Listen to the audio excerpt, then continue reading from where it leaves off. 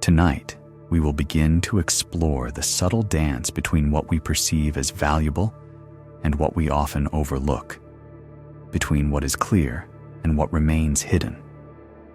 There is nothing you need to do, nothing to fix, no one you need to become. Simply allow yourself to settle into this moment, letting the gentle current of these stories carry you toward rest. If this path calls to you, I invite you to subscribe, allowing these teachings to softly unfold in your heart. We will begin our journey at the sea's edge, where the sun meets the vast expanse of water and the diligent hands of a woman named Nira. Let us begin this journey together. Take a gentle breath now, feeling the air fill your lungs, and then softening as you release. Feel your body supported, allowing any tension to gently melt away. At the very edge of the vast, unnamed sea, where the land stretched out flat and shimmering under an endless sky, lay the salt flats. Here, the sun, a tireless alchemist, drew the sea's essence from its embrace, leaving behind a crystalline whisper of itself. It was a place of quiet industry, of slow, deliberate work under the wide, watchful eye of the heavens. The air here was thick with the scent of drying salt, a sharp, clean perfume that spoke of ocean depths and sun-baked earth. The only sounds were the soft, distant murmur of the waves, a gentle, rhythmic breath, and the occasional whisper of the wind stirring the fine white dust that coated everything. This was Nira's world. A woman of about 35 seasons, her skin was kissed golden by the relentless sun, and her hands, strong and calloused, told tales of years spent in patient labor. Her dark hair, usually tied back with a simple cloth, often escaped in soft strands around her thoughtful face, catching the light like spun shadow. Her eyes, the color of deep seawater when the sun was high, often held a quiet sadness, a residue of tears she felt she could not shed effectively, tears that seemed to offer no valuable yield, no tangible return. Nira moved with a practiced grace, a rhythm born of repetition and deep familiarity with her craft. Each morning, as the sun began its slow ascent, painting the sky in hues of soft peach and rose, she would make her way to the evaporated pools. These pools, shallow basins carved into the earth, were where the ocean's bounty, its very essence, transformed. The sea, in its vast generosity, would fill these pools, and then, under the sun's steady gaze, recede, leaving behind a precious harvest. With a wide, flat wooden scoop, Nira would diligently gather the crystallized salt. Her movements were precise, almost meditative. The salt, sparkling like scattered diamonds, would accumulate in neat, shimmering mounds on her gathering mat. This was the ocean's gift. Its tears evaporated and transformed into something pure, something valuable, something that enhanced the taste of every meal, preserved every harvest, and was sought after by all. It was a clear, undeniable alchemy. The ocean wept, and its tears became gold. As Nira worked, a quiet melancholy would often settle upon her, as subtle and pervasive as the salt dust on her eyelashes. She understood the profound journey of the ocean's water, from vastness to stillness, from liquid to crystal, from unseen to seen, from tears to treasure. But her own tears, she felt, followed no such sacred path. They seemed to well up from a place of deep, unyielding sadness within her, only to fall, wet and warm, dissolving into the earth or simply drying on her cheeks, leaving nothing. No crystal, no value, just a fleeting dampness, a fleeting ache, and then nothing. This was her unspoken burden, her quiet misunderstanding. She believed that her inner landscape, unlike the grand, generative ocean, was unproductive. Her emotions, particularly her sorrow, seemed to her a barren field, yielding no harvest, no transformation into something useful or beautiful. She yearned for a similar alchemy within herself, a way for her own tears to crystallize into something tangible, something that could be held, admired, and deemed worthy. And so, in the quiet evenings, when the day's work was done, and the last golden light had faded from the salt flats, Nira would embark on a small, private ritual. In a secluded corner of her simple dwelling, away from the knowing eyes of the village, she kept several small, shallow clay bowls. Each bowl was smooth, unglazed, and imbued with the scent of dry earth. With meticulous care, she would fill these bowls with her own tears. It was not an easy task, this deliberate act of weeping, of coaxing forth the very essence of her perceived unworthiness. Sometimes the tears would flow freely, a quiet river of sorrow. Other times, they would come slowly, painfully, each drop a heavy, warm weight. She would place these bowls on a high, sun-warmed ledge where the gentle evening breeze could caress them and the morning sun could begin its patient work. She would watch them day after day with a hope that was both fervent and fragile. She would imagine the water slowly retreating, the edges of the bowls beginning to show a glimmer, a trace, a tiny, precious crystal forming. She would check them each morning, her heart a small, fluttering bird against her ribs. But morning after morning, the results were always the same. The water would indeed evaporate, just as it did in the great pools outside. The bowls would become dry, but where the ocean's tears left behind shimmering, invaluable salt, Nira's tears left nothing but a faint, almost imperceptible residue, a thin, dusty film that seemed to vanish with the lightest touch. No crystal, no yield, only the bare, empty clay. It was a confirmation, she felt, of her deepest fear. Her essence, her deepest feelings, were simply not capable of producing anything of worth. She watched the ocean's tears become salt, a visible affirmation of transformation and value. She watched her own tears vanish, a quiet confirmation of her perceived emptiness, her own personal barrenness. The vastness of the sea, the unwavering power of the sun, the diligent rhythm of her work, all seemed to underscore a truth she found hard to bear. Her tears, unlike the ocean's, offered no harvest, no lasting presence, no discernible meaning. Yet, as she continued her daily work on the salt flats, moving with the sun and the tide, a deeper truth lay hidden beneath the surface of her sorrow. The gentle rhythm of her hands, the vastness of the sea stretching to the horizon, the endless cycles of evaporation and collection. These were not merely her tasks, they were also the quiet teachers, patiently waiting to reveal that value is not always found in what is overtly seen or immediately yielded. They were whispering of natural cycles, of hidden transformations, and of an essential self that, like the sea itself, held depths and mysteries far beyond what the surface revealed.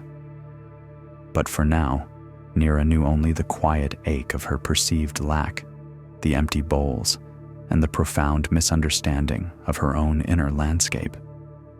And the sea, in its vast, silent wisdom, continued its gentle work, awaiting the time for all things to become clear. The vastness of the sea, in its silent wisdom, continued its gentle work, awaiting the time for all things to become clear. And as the sun traversed the sky, moving from the shimmering salt flats to cast its golden light upon the quiet villages nestled further inland, our journey takes a turn, guiding us away from the ocean's breath and towards the rhythmic heart of the valley. Here, amidst the scent of aged wood and stretched animal hide, we find a different kind of seeker, a craftsman whose life revolved around the precise art of tension and resonance. This was the world of Amal, the drum tightener. A man in his late 40s, his posture bore the slight, almost imperceptible stoop of one who spent countless hours bending over his creations, his head cocked, his brow furrowed in concentration. His hands, strong and nimble, were instruments themselves, adept at coaxing the very soul of sound from stretched skins. His face, usually serious, was marked by the fine lines of concentration around his warm, earthy brown eyes that seemed always to be listening, not just to the drums, but to an inner rhythm he perpetually sought to master. Amal's workshop was a sanctuary of sound and scent. It was a space filled with drums of every conceivable size and shape, each in various stages of creation or repair. There were the great, resonant djembe drums, their bases carved from ancient hardwoods, their skins thick and taut. There were smaller, hand-held tabla drums, delicate and intricate, awaiting the fine-tuning that would give them their shimmering, intricate voice. And there were the deeper, more spiritual mridangam, their double heads promising a complex symphony of bass and treble. The air in the workshop was rich with the smell of cured leather, seasoned wood, and the faint, sweet aroma of the oils Amal used to condition the drum skins. Dust motes danced in the shafts of sunlight that pierced the single high window, illuminating the quiet industry within. Amal moved among his drums with a reverence that bordered on the sacred. For him, a drum was not merely an instrument. It was a living entity, its voice waiting to be brought forth, its spirit eager to sing. His daily ritual was a meticulous dance of stretching, adjusting, and listening. He would select a drum, perhaps one that had been brought to him by a traveling musician, its voice grown weary, its skin slackened by time or weather. He would feel the hide, assessing its texture, its pliability, its inherent strength. Then, with a series of small, precise tools, wedges of wood, fine leather thongs, and a specially crafted mallet, he would begin the delicate process of tightening. Each tap of the mallet was deliberate, each adjustment of the lacing thoughtful. He understood that the perfect pitch was not a brute force imposition, but a gentle coaxing, a finding of the sweet spot where the skin was taut enough to resonate clearly, yet not so tight as to lose its warmth, its depth. He would tap the drumhead with his fingers, a soft, percussive sound, then listen, truly listen, his head tilted, his eyes half closed, discerning the subtlest shifts in tone. He sought that elusive quality, that perfect pitch, a sound that was clear and resonant, a note that would hold true and vibrate with an almost magical purity. It was a state of exquisite balance, a harmony achieved through precise tension. To achieve this, Amal had developed an almost instinctual understanding of the materials. He knew how the humidity in the air affected the skin, how different types of wood responded to tension, how the smallest change in temperature could alter a drum's voice. He was a master of equilibrium, a sculptor of sound, bringing order and beauty from raw elements. When a drum left his workshop, its voice was restored, often enhanced, ready to fill the air with joy, rhythm, and celebration. He gave voice to the voiceless, and in doing so, he felt a profound satisfaction. Yet, despite his mastery over the instruments he crafted, Amal carried within him a persistent sense of personal slackness. It was a quiet, internal dissonance, a feeling that he, unlike his drums, was unable to find his own inner right tension. He observed the world around him, the disciplined patterns of nature, the steady progress of the seasons, the unwavering pull of the moon on the tides, and he saw a kind of perfect order, a natural discipline. He yearned for that same precise balance within himself, a state of unwavering discipline, a rigid control over his own inner landscape. He saw himself as a drum that had lost its perfect pitch, its skin grown loose, its voice muffled.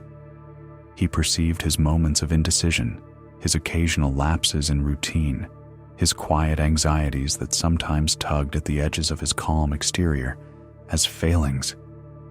They were, to him, signs of a lack of inner tension, a deficiency in the very discipline he so expertly applied to his craft. He believed that if he could only tighten his own habits, stretch his own routines with the same meticulous rigor he applied to a drumhead, he would achieve that coveted inner harmony, that perfect pitch of the soul.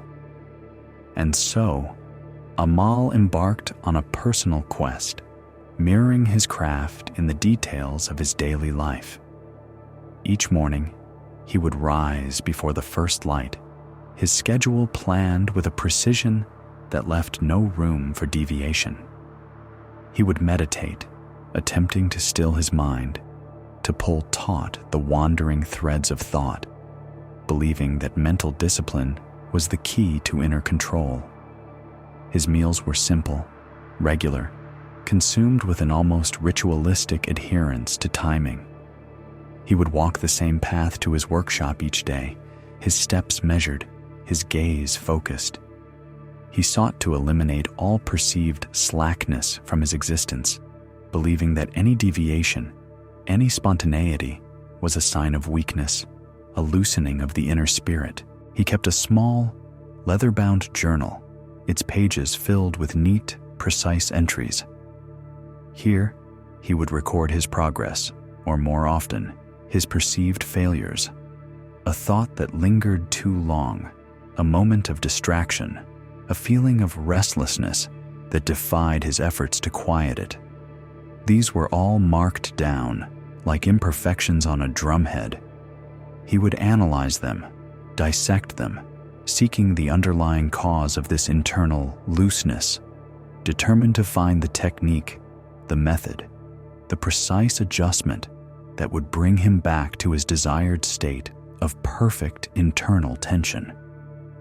He spent hours studying the natural world, observing the unyielding strength of ancient trees, the unwavering flow of the river, the disciplined flight of migratory birds. He saw in them a profound inner stability, a perfect harmony with their environment, a relentless adherence to their own essential nature. He yearned to emulate this, to be as unyielding as the oak, as constant as the river, as unerring as the bird. He believed that true balance was a fixed state, a rigorous discipline, a constant battle against the forces that sought to loosen and soften. Amal's deep-seated confusion lay in this belief. He thought that inner harmony was a state to be achieved through rigid control, through an unwavering, unyielding tension. He saw the drums, once tuned, as holding their perfect pitch, resisting change. He failed to consider that even the drums, despite his mastery, would eventually respond to the shifting weather, the subtle changes in the air, the natural give and take of life. He sought to impose an absolute order upon himself, much like he imposed a precise pitch upon his drums, without fully acknowledging the impermanence, the constant flux that governed all things, including the human spirit. The rhythmic tapping of the drums filled his workshop, a constant reminder of his quest. Tap, tap, adjust. Tap, tap, listen. Each sound was a question, each adjustment an answer he sought not only for the drum, but for himself. His hands moved with practiced certainty, but his heart held a restless yearning. He was a master of external control, yet a novice in the understanding of his own inner landscape. He meticulously tightened the skins, bringing forth beautiful, resonant sound, but he remained unaware that the very act of seeking to control his own inner slackness was preventing him from truly listening to the unique, perhaps different, sound his own being was trying to make. He believed that perfect order, perfect discipline, was the only path to inner peace. The quiet intensity of his work, the focused precision of his gaze, the constant pursuit of that singular ideal tone, all underscored his meticulous nature and his deep-seated confusion about the true nature of internal control.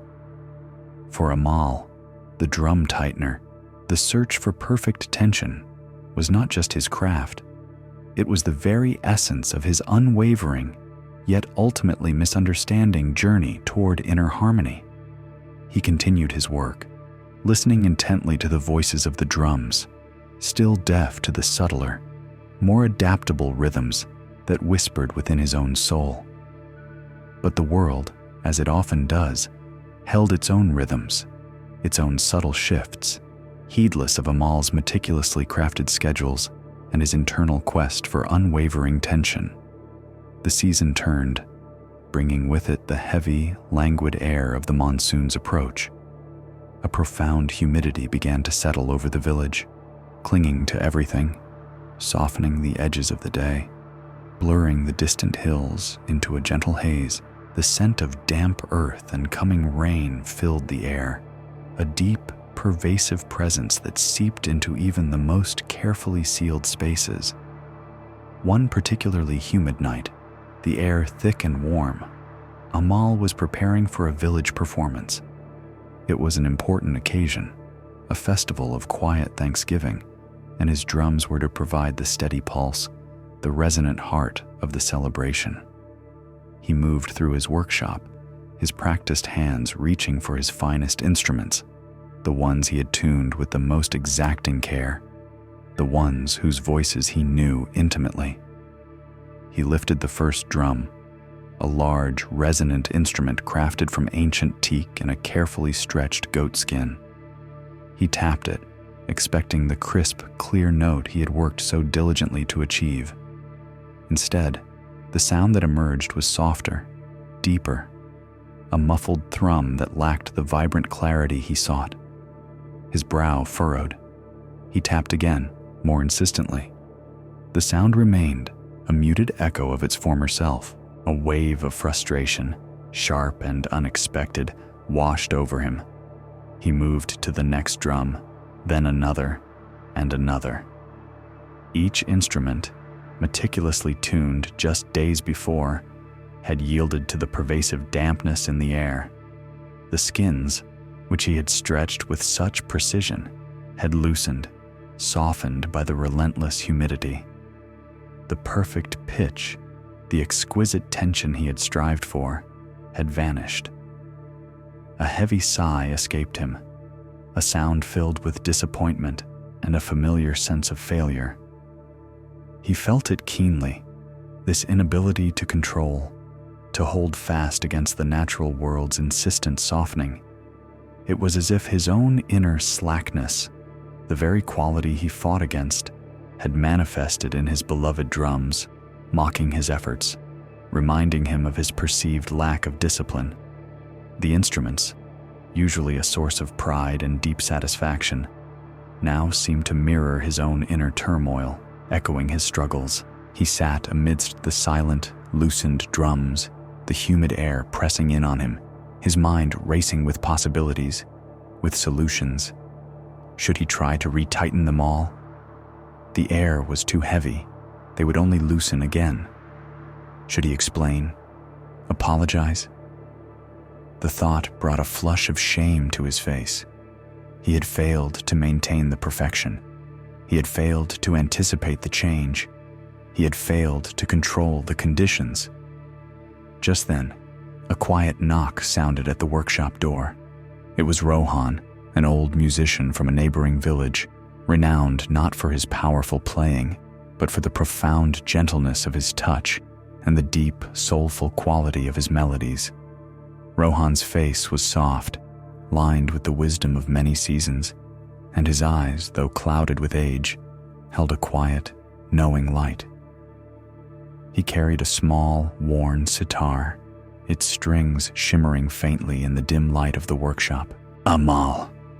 Rohan's voice was a low, melodic murmur, like water flowing over smooth stones.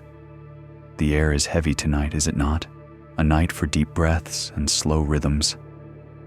Amal nodded, gesturing vaguely at the drums. "They have all loosened, Rohan. The humidity, the pitch is gone." His voice was tight, edged with his frustration. Rohan walked slowly among the drums, his fingers trailing lightly over a slackened skin. He did not seem surprised, nor did he offer sympathy. Instead, he simply sat down on a low stool, positioning himself before one of the larger drums, its skin visibly softer, less taut than Amal usually preferred. He did not attempt to tighten it.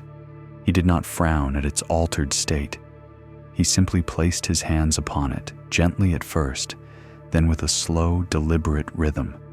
His movements were fluid, unforced, his wrists loose, his fingers dancing lightly across the surface. He began to play. The sound that emerged was unlike anything Amal had ever intentionally created. It was indeed different from the crisp, high-pitched resonance he so diligently sought. It was deeper, richer, a mellow, earthy hum that filled the humid air with a surprising warmth. The notes were not sharp and distinct, but blended, flowing into one another, creating a resonant tapestry of sound that seemed to embrace the very conditions of the night. It was a sound that invited contemplation, a quiet, soothing presence that settled deep within the chest. Amal watched, mesmerized. Rohan's eyes were closed, his face serene, his body swaying almost imperceptibly with the rhythm. His hands were not fighting the drum, not forcing it to yield a particular sound. Instead, they moved with the loosened skin, coaxing forth a beauty that arose precisely because of its softness, not despite it. The old musician was not seeking to impose his will upon the instrument. He was listening to its current voice, allowing it to speak in its own way, under its own conditions. "It is different," Amal whispered, almost to himself, the words catching in his throat. Rohan opened his eyes, a soft smile gracing his lips. "Yes," he agreed, his voice still carrying the gentle rhythm of the drum. "Different, and is different always the same as wrong?" Amal paused. He had never considered this. His entire life had been a meticulous pursuit of the perfect sound, the right tension. Anything else was, by definition, imperfect, wrong. He had only known perfect or imperfect. There had been no space for different. "Look more closely, Amal," Rohan invited, his gaze steady, inviting, not demanding. He continued to play, the soft, rich tones washing over them both. "Is the sound unpleasant? Or simply another sound?" Amal listened, truly listened, perhaps for the first time without the filter of his expectation, without the rigid lens of his preconceived notions of perfection. The sound was not unpleasant. It was not harsh or discordant. It was undeniably beautiful. A deep, resonant hum that filled the humid air, wrapping around them like a soft, warm blanket. It spoke of acceptance, of surrender, of a profound harmony that arose from yielding, not from resistance. He watched Rohan's relaxed hands, moving with an effortless grace. There was no struggle, no force, only a gentle communication with the instrument. The old musician was not attempting to control the drum. He was simply allowing it to be, allowing its inherent nature, shaped by the conditions of the night, to express itself. "The perfect pitch," Rohan mused, his voice weaving through the drum's gentle rhythm, "is a beautiful thing, yes. But it is also a relative thing, is it not? Relative to the hand that plays, relative to the ear that listens, relative to the very air that holds the sound." He tapped a particularly soft note, a deep, round tone that seemed to vibrate in the very stillness of the room, What is perfect for a crisp, dry day may be rigid for a night such as this, and what is soft for this night might be too loose for another. A quiet recognition began to stir within Amal, a slow unfolding, like a flower turning towards the sun. He had always believed that true balance was a fixed state, a rigorous discipline, a constant battle against the forces that sought to loosen and soften. He had seen the drums, once tuned, as holding their perfect pitch, resisting change. He had failed to consider that even the drums, despite his mastery, would eventually respond to the shifting weather, the subtle changes in the air, the natural give and take of life. His own perceived slackness, the inner dissonance he had fought so diligently to overcome, might not be a failing after all. Perhaps it was simply the appropriate tension for his current internal weather, an acceptance of natural flow rather than a rigid fight against it. The anxieties, the moments of indecision, the quiet restlessness, perhaps these were not imperfections to be tightened and controlled, but simply different sounds, different rhythms, speaking in their own way, under their own conditions. He sat in silence, letting the deep, mellow sound of the loosened drum wash over him. He felt the humid air, not as a force to be resisted, but as a condition to be embraced. He looked at Rohan's relaxed hands and then slowly at his own. His hands, usually so taut with the effort of tightening, felt a subtle softening. Amal understood. True balance, he realized, was not a fixed, rigid state. It was adaptive, responsive, a beautiful dance with the ever-changing weather of life. It was not about controlling every inner fluctuation, every perceived loosening, but about listening to the natural rhythm of his own being and allowing it to express its own unique, perhaps softer, perhaps deeper, truth. He had been so focused on imposing an absolute order, a singular, precise pitch, that he had become deaf to the symphony of sounds, the myriad of beautiful voices that arose from the constant give and take, the natural flow and ebb of existence itself. The rhythmic beat of the drum continued, a quiet, gentle teacher in the humid night. Thrum, thrum, accept. Thrum, thrum, listen. Amal closed his eyes, no longer seeking to battle his inner world, but simply to listen to its gentle, yielding voice. He breathed deeply, the soft, humid air filling his lungs, and felt, for the first time, a profound sense of peace. The perceived loss of perfect pitch had transformed not into failure, but into a deeper, more resonant insight, a new kind of beauty unfolding in the quiet evening. He had found a new harmony, not in perfect tension, but in the profound acceptance of loosened strings. The humid air, once a source of tension, now carried a different kind of peace. It reminded us that even the most meticulous pursuits, the most disciplined efforts, often require a gentle yielding, an acceptance of what simply is. We carry these lessons, these quiet understandings, as we journey now to a place where history is etched not by human hands, but by the relentless flow of water to ancient temple walls and to a man named Pradip. Pradip was a man of 40, with a slender build that spoke not of weakness, but of an agile mind and a quiet, unyielding focus. His short, dark hair was often brushed back from a thoughtful brow, revealing the lines of concentration that often creased his forehead. He moved with a scholar's measured grace, his simple, practical clothes often dusted with the fine powder of ancient stone, a testament to the hours he spent among the ruins. His eyes, dark and perceptive, held the focused gaze of one who sought to read the deepest truths embedded in the world around him. Pradip's voice, when he spoke, was always gentle, imbued with a reverence for the past, his words carefully chosen, like the ancient marks he studied. For Pradeep, the temple walls were not merely crumbling stone. They were living archives, silent storytellers of seasons long past.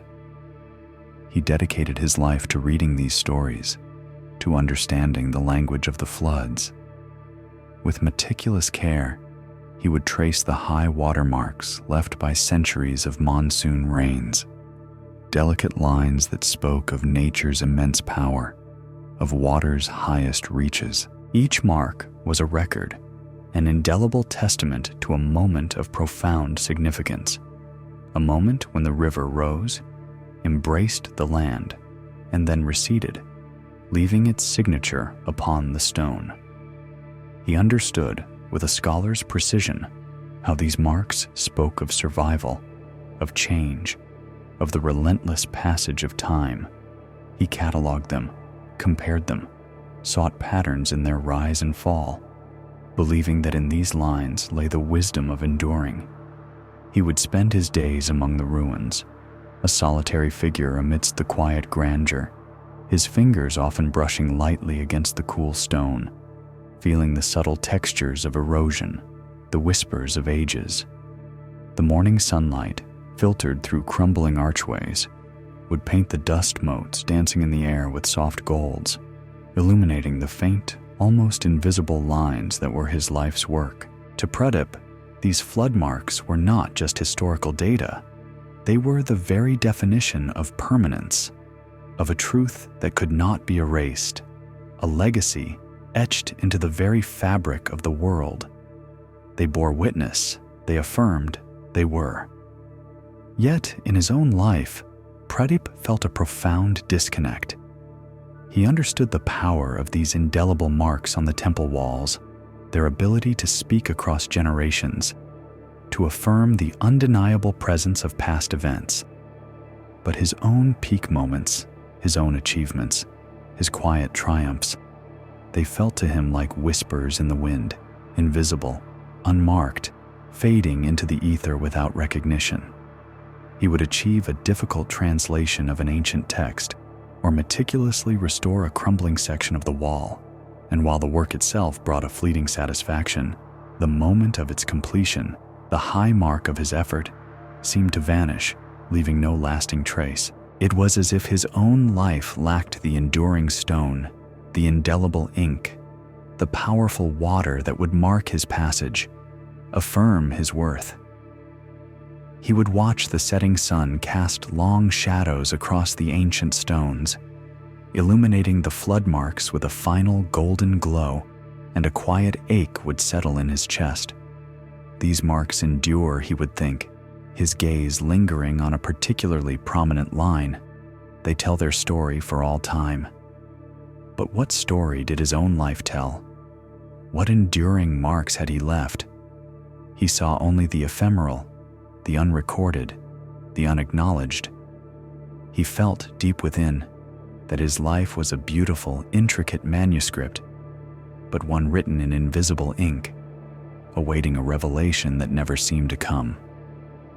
This yearning for permanence, for a visible legacy that would affirm his worth, led Pradeep to meticulous, almost obsessive, attempts to create his own external monuments.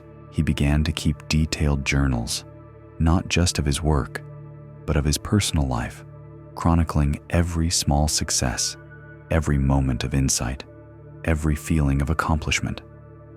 He would describe them in vivid detail, as if by writing them down, he could somehow carve them into existence, make them real, make them visible.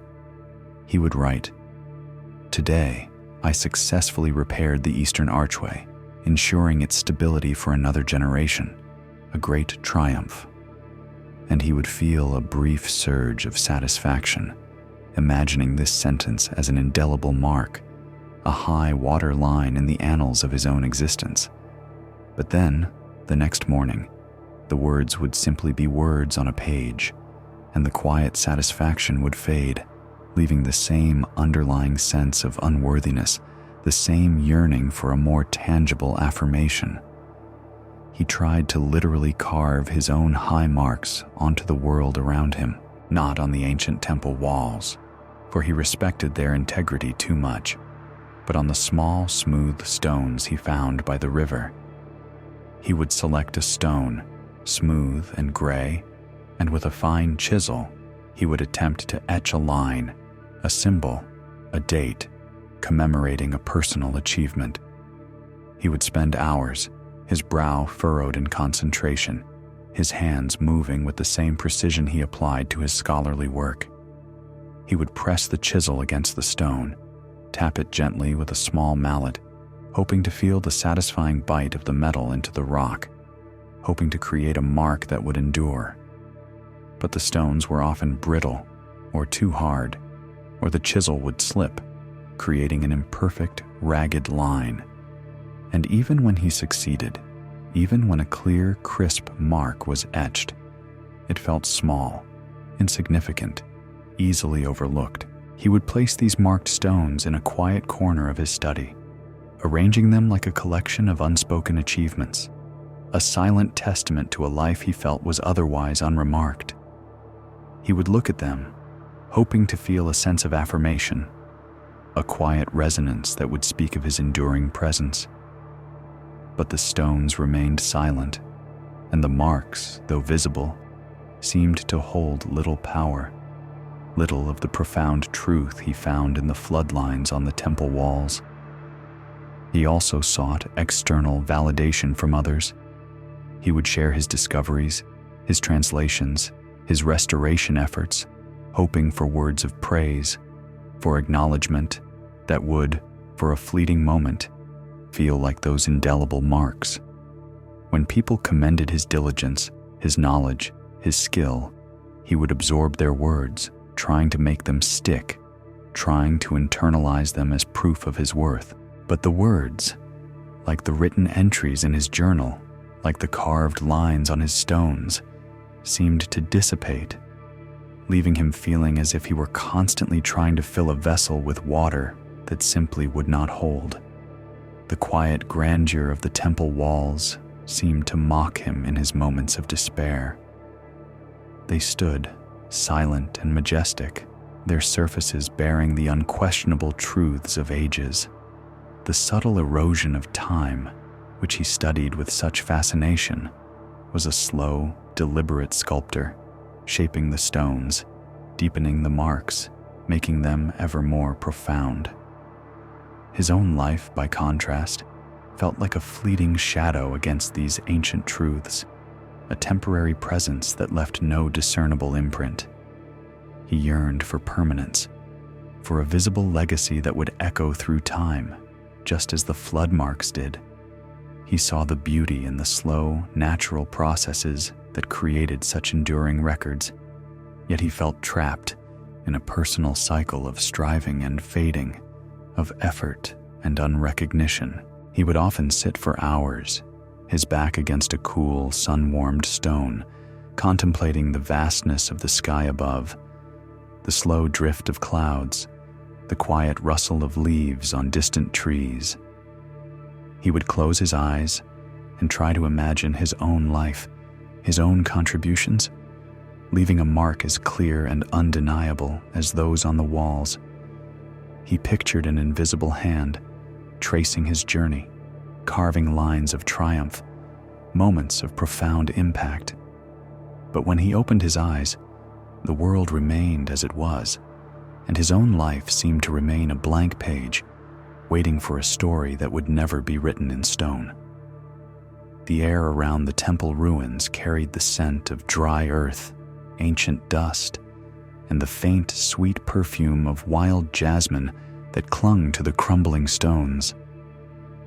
It was an atmosphere of deep history, of timeless wisdom, where every stone seemed to hum with forgotten stories. Pradip, however, felt increasingly out of tune with this silent symphony. He was a man who understood the language of the visible, the power of what was undeniably present. He saw the enduring strength of the temple, its ability to stand against the elements, its walls bearing witness to countless seasons of flood and sun. He yearned for that same strength within himself, that same ability to leave an undeniable mark, a lasting testament to his passage. He continued his meticulous work, day after day, tracing the ancient lines, measuring their heights, recording their dates. He compiled vast scrolls of data, maps of water's journey through time, a comprehensive history of the river's embrace of the land. His dedication was unwavering, his precision absolute. Yet, with each carefully drawn diagram, with each precisely catalogued flood mark, the quiet dissonance within him grew. He was so adept at revealing the visible history of the world, yet so profoundly lost in the invisible history of his own heart. He sought a mirror in the stone, a reflection of his own worth, but found only the stark, undeniable presence of what was, and the aching absence of what he felt he lacked. He believed that if he could just find the right method, the perfect tool, the most compelling way to record his own existence, he could finally carve out that visible legacy, that enduring affirmation. He experimented with different inks, different parchments, even different types of stone from the riverbed, always searching for that elusive material that would truly hold the imprint of his life. He wanted his life to have a high water mark, a definitive moment of achievement that would stand the test of time, clear for all to see, a testament to his journey. He longed for the simple, undeniable truth of an etched line, a line that declared without question, "I was here, this mattered." And the quiet, unyielding stone of the ancient temple walls continued to hold its secrets, waiting for Pradeep to discover that some truths are not carved, but simply are, regardless of their visibility. He continued his meticulous work day after day, tracing the ancient lines, measuring their heights, recording their dates. He compiled vast scrolls of data, maps of water's journey through time, a comprehensive history of the river's embrace of the land. His dedication was unwavering, his precision absolute. Yet, with each carefully drawn diagram, with each precisely catalogued flood mark, the quiet dissonance within him grew. He was so adept at revealing the visible history of the world, yet so profoundly lost in the invisible history of his own heart. He sought a mirror in the stone, a reflection of his own worth, but found only the stark, undeniable presence of what was, and the aching absence of what he felt he lacked. He believed that if he could just find the right method, the perfect tool, the most compelling way to record his own existence, he could finally carve out that visible legacy, that enduring affirmation. He experimented with different inks, different parchments, even different types of stone from the riverbed, always searching for that elusive material that would truly hold the imprint of his life. He wanted his life to have a high water mark, a definitive moment of achievement that would stand the test of time, clear for all to see, a testament to his journey. He longed for the simple, undeniable truth of an etched line, a line that declared, without question, "I was here. This mattered." And the quiet, unyielding stone of the ancient temple walls continued to hold its secrets, waiting for Pradip to discover that some truths are not carved, but simply are, regardless of their visibility. One warm afternoon, as Pradip was meticulously brushing away centuries of dust from a particularly eroded section of the temple's outer wall, his hand brushed against a patch that felt subtly different. It was not the rough, pitted surface of aged stone, but something smoother, cooler. He paused, his fingers tracing the faint outline of what seemed to be a seam, almost perfectly melded with the surrounding masonry. Curiosity, the scholar's quiet, insistent calling, stirred within him. With painstaking care, he worked at the edge of the seam, gently prying at what he soon realized was a cleverly disguised ancient stone panel. It was heavy, resistant, but with a slow, grinding sigh, it began to give way, revealing a narrow, dark opening. A breath of cool, still air, heavy with the scent of damp earth and ancient stone, drifted out. Pradeep, ever drawn to the unseen histories, retrieved his small oil lamp and stepped through the opening. The chamber beyond was small, circular, and entirely sealed. No windows, no cracks to the outside world, only solid, unbreachable stone walls rising to a domed ceiling. It was a space that had been purposefully hidden, preserved from the elements, a silent vault of forgotten purpose. As the lamp's soft glow pierced the gloom, Pradeep's eyes widened. On the smooth inner walls of this sealed chamber, stretching around its circumference, were a series of marks. They were unmistakably flood marks, etched and discolored in the exact manner of water's highest reaches. His heart quickened with a scholar's thrill. Here was an unprecedented discovery, a record of floods so ancient, so powerful, they had reached into a previously unknown inner sanctum. He moved closer, his slender finger reaching out to trace the highest line, his mind already racing to integrate this new data into his extensive scrolls. But as his finger met the mark, a subtle unease began to ripple through him. The line felt too smooth, too even. The discoloration, while convincing, lacked the faint, uneven texture that real waterborne sediment often left. He brought the lamp closer, its light revealing the faintest sheen, a slight variation in the stone surface that was not natural erosion. His brow furrowed. He moved along the wall, examining another mark, then another. The same unsettling perfection, the same subtle, unstone-like finish. His initial exhilaration began to curdle into a profound confusion. How could floods have reached this chamber? It was completely sealed, impervious to the outside world. The stone itself was dry, pristine, showing no signs of water damage, no lingering dampness, no moss or lichen that would surely thrive in such conditions if water had truly seeped in. The impossibility of the situation pressed in on him, cold and certain. These were not flood marks. They could not be flood marks.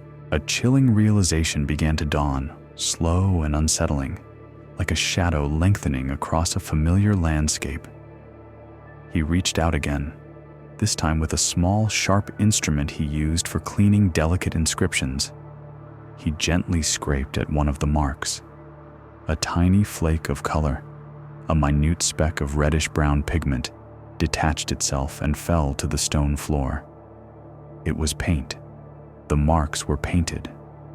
Pradeep stood in the silent chamber, the lamp flickering in his trembling hand, casting dancing shadows that seemed to mock his certainty.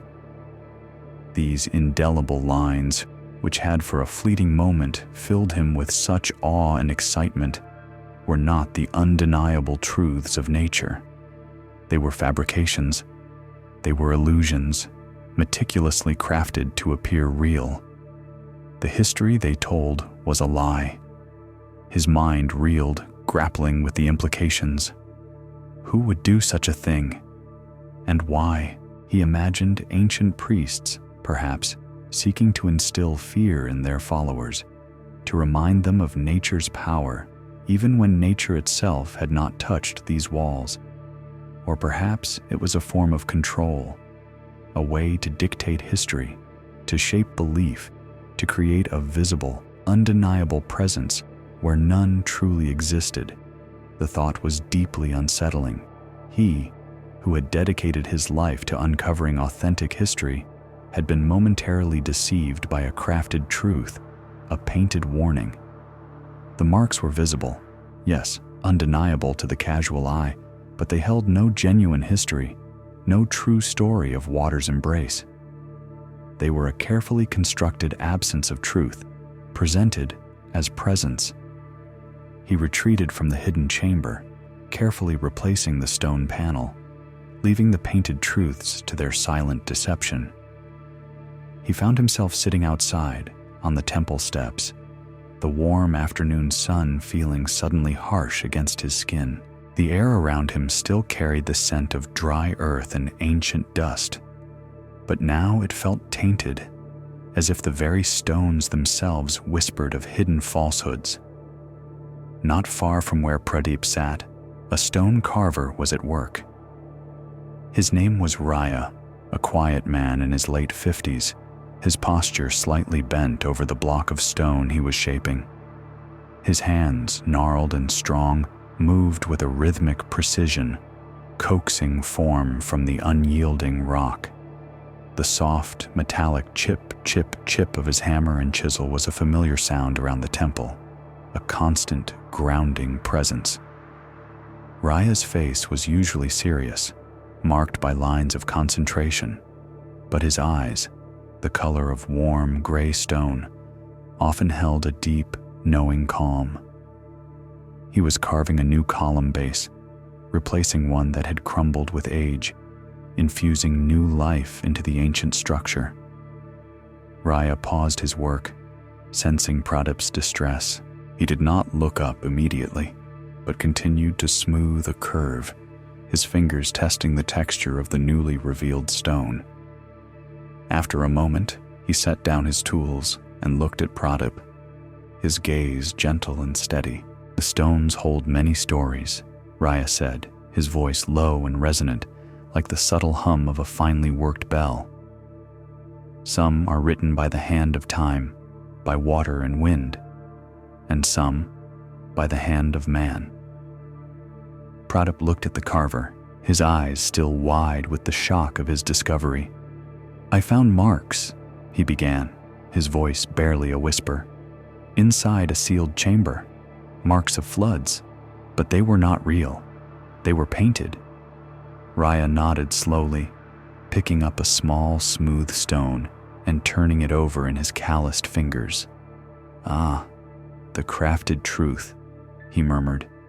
"A powerful thing, is it not? To make something appear to be what it is not." "But why?" Pradip asked, his frustration rising. "What purpose does it serve to create a false history? Perhaps to guide, perhaps to warn, perhaps to simply fill a space," Raya replied, his eyes thoughtful. "The stone, it has its own truth. It is what it is. A mark made by water, by the true flow of time. That mark becomes part of the stone's story. It changes the stone, however subtly. A painted mark. It sits on the stone. It does not become of the stone." He held up the small stone he was holding. "See this? Smooth, clean. If I were to paint a line on it, a very convincing line, it might look like a crack. It might even fool some. But it would not be a crack. The stone itself would remain whole, unbroken. The crack would only exist in the eye of the beholder or in the intention of the painter." Pradip looked at the stone, then back at Raya, a new understanding beginning to ripple through his earlier distress. He thought of his own attempts to carve marks on river stones, to write entries in his journal, to seek external praise. These were his painted marks, his crafted truths, designed to create a visible presence of worth, a legacy that he felt was otherwise absent. "My own marks," Pradip said softly. "They were like that, painted, or carved with such effort, they did not feel like they belonged to the stone." Raya smiled gently. "And what of the marks that are not painted?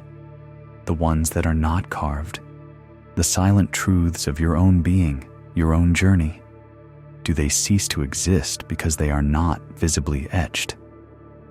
Pradeep paused, truly considering this for the first time. He had always yearned for the visible, the undeniable, the mark that declared I was here. But the painted flood marks, though undeniably visible, were empty. They held no genuine history, no true weight. His own quiet diligence, his unseen efforts, his moments of authentic growth. These had felt invisible, unrecorded. But were they truly absent? Or were they simply not visible in the way he had demanded?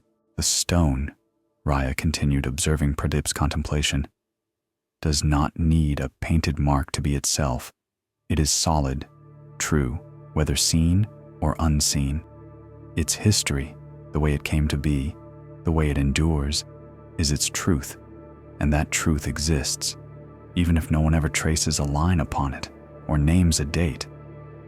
A profound stillness settled over Pradip. He looked at his own calloused hands, the hands that meticulously traced ancient lines, the hands that had once tried to carve their own. He thought of the quiet hours he spent studying, the careful thought he poured into his translations, the patience he extended to the crumbling stones. These were not visible marks, not grand monuments. They were the slow, quiet, authentic processes of his life, the true erosion and shaping of his own being. He had believed these moments were invisible, thus valueless, an absence of achievement. But the painted marks in the sealed chamber, so visible, so convincing, had shown him the hollowness of a fabricated presence. An honest absence, he realized, an unrecorded truth that simply was, held far more integrity, far more genuine value than any imagined or falsely created presence. His worth was not in the marks he could show, but in the truth of his own being, the quiet, unseen depths of his dedication. The sun continued its slow descent, painting the ancient temple walls in hues of soft gold and deep shadow. The scent of jasmine grew stronger as the evening air cooled. Pradip sat, no longer distressed, but quieted, a new kind of peace settling within him. The ache of longing for a visible legacy began to recede, replaced by a deep, resonant understanding. His own invisible marks, the quiet, unrecorded moments of authentic growth and effort, were far more valuable than any imagined or fabricated presence. He finally understood. Honest absence, the simple, unadorned truth of what is infinitely better than a false presence, however grandly it may be displayed. The temple, in its silent wisdom, had revealed not just a forgotten chamber, but a profound, enduring truth about himself. The temple, in its silent wisdom, had revealed not just a forgotten chamber, but a profound, enduring truth about himself. Pradip had learned that honest absence, the simple, unadorned truth of what is infinitely better than a false presence, however grandly it may be displayed. His worth was not in the marks he could show, but in the truth of his own being, the quiet, unseen depths of his dedication. We journey now from the sunlit temple walls to a world shrouded in perpetual twilight, a place where life thrives in the deepest shadows and where the very essence of transformation unfolds unseen. We turn our gaze to Kavi, a man of 38, whose hands knew the quiet intimacy of darkness, and whose heart yearned for a different kind of light. Kavi was the bat guano collector, a solitary figure whose days were spent deep within the cool, quiet darkness of ancient caves. His skin was pale from long hours spent away from the sun, and his eyes, though keen, often seemed to hold the shadows he inhabited. His dark hair was thick and often disheveled, as if he had just emerged from a hidden crevice. His movements were quiet, almost stealthy, accustomed to the uneven floors and low ceilings of his subterranean world. His voice, when he spoke, was soft and hushed, almost echoing the stillness of the caves themselves. He knew the caves intimately, their winding passages, their hidden chambers, the cool, damp air that always smelled faintly of damp earth and something else, something rich and pungent, the guano. He carried a small lamp, its gentle glow casting long, dancing shadows, turning the rough cave walls into living, breathing tapestries of rock and lichen. With a simple scoop and sturdy basket, he gathered the accumulated droppings of thousands of bats, a task he performed with a quiet reverence, understanding the profound alchemy of his work. He understood that this waste, this seemingly discarded byproduct of life, held within it the very essence of transformation. It was a potent, life-giving fertilizer, rich with the nutrients that would nourish the fields above, turning barren earth into fertile ground, coaxing forth vibrant crops from what was once thought to be nothing. He saw the cycle clearly, the bats consuming the fruits of the forest, returning to the cave to rest, and in their rest, leaving behind this dark, rich matter that would, in turn, feed the forest and the village above. He was an integral part of this cycle, a silent conduit of renewal. Yet, despite this tangible contribution to growth, Kavi felt a profound disconnect within himself. He could facilitate the transformation of waste into life for the world outside, but his own inner darkness, his personal struggles and confusions, seemed to produce nothing fertile. He saw only waste within himself. His quiet despair was a constant companion, a heavy cloak woven from threads of perceived inadequacy. He would spend hours in the echoing silence of the caves, the gentle drip of water from stalactites the only sound, contemplating his inner landscape. He saw a barrenness there, a lack of discernible yield, a deep, unproductive void where he felt his own potential should blossom. He would attempt to analyze this internal waste with the same meticulous attention he applied to the guano. He would replay past mistakes, re-examine moments of self-doubt, trying to find a hidden nutrient, a secret seed of growth within the perceived failures. But each introspection seemed to yield only more confusion, more disappointment. It was as if his inner world was a deep, dark cavern where nothing could take root, where the very soil of his being was infertile. He longed for the clarity he saw in the guano's transformation, the undeniable proof of life emerging from apparent refuse. He yearned for a similar alchemy within himself, a way to turn his inner shadows into something bright and purposeful. In his quiet desperation, Kavi began to seek out different caves, venturing further and further from the familiar passages he knew so well. He believed that perhaps a new environment, a different configuration of rock and shadow, might somehow alter his internal state. He spent weeks exploring newly discovered grottos, his lamp casting its solitary beam into previously unmapped depths. He hoped that by changing his external method, by seeking out new sources, he might stumble upon a different kind of inner experience, a new understanding of his own perceived barrenness. He would vary his collection methods too, as if by changing the way he gathered the external, he could somehow influence the internal. He tried collecting guano from different bat species, hoping their unique droppings might offer a clue.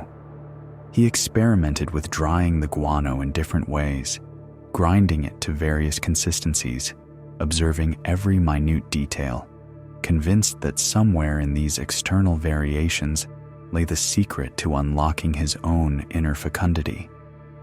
Each bat he observed, each new cave he entered, each scoop of guano he collected was imbued with this silent, personal quest. But no matter how many new chambers he explored, no matter how many different techniques he employed, the quiet despair remained. The echoing darkness of the caves seemed to mirror the emptiness he felt within. The earthy scent of guano, so full of promise for the fields above, only served to highlight his own perceived lack of fertility. He continued his work, diligently gathering the precious fertilizer, an essential cog in the cycle of life, yet feeling himself to be an unproductive island in a sea of growth, His heart ached for a discernible yield from his inner world, a sign that his own struggles, his own journey through the shadows, were producing something more than just waste. He felt lost within himself, a solitary wanderer in a labyrinth of his own making, unable to find the guiding thread that would lead him to the light.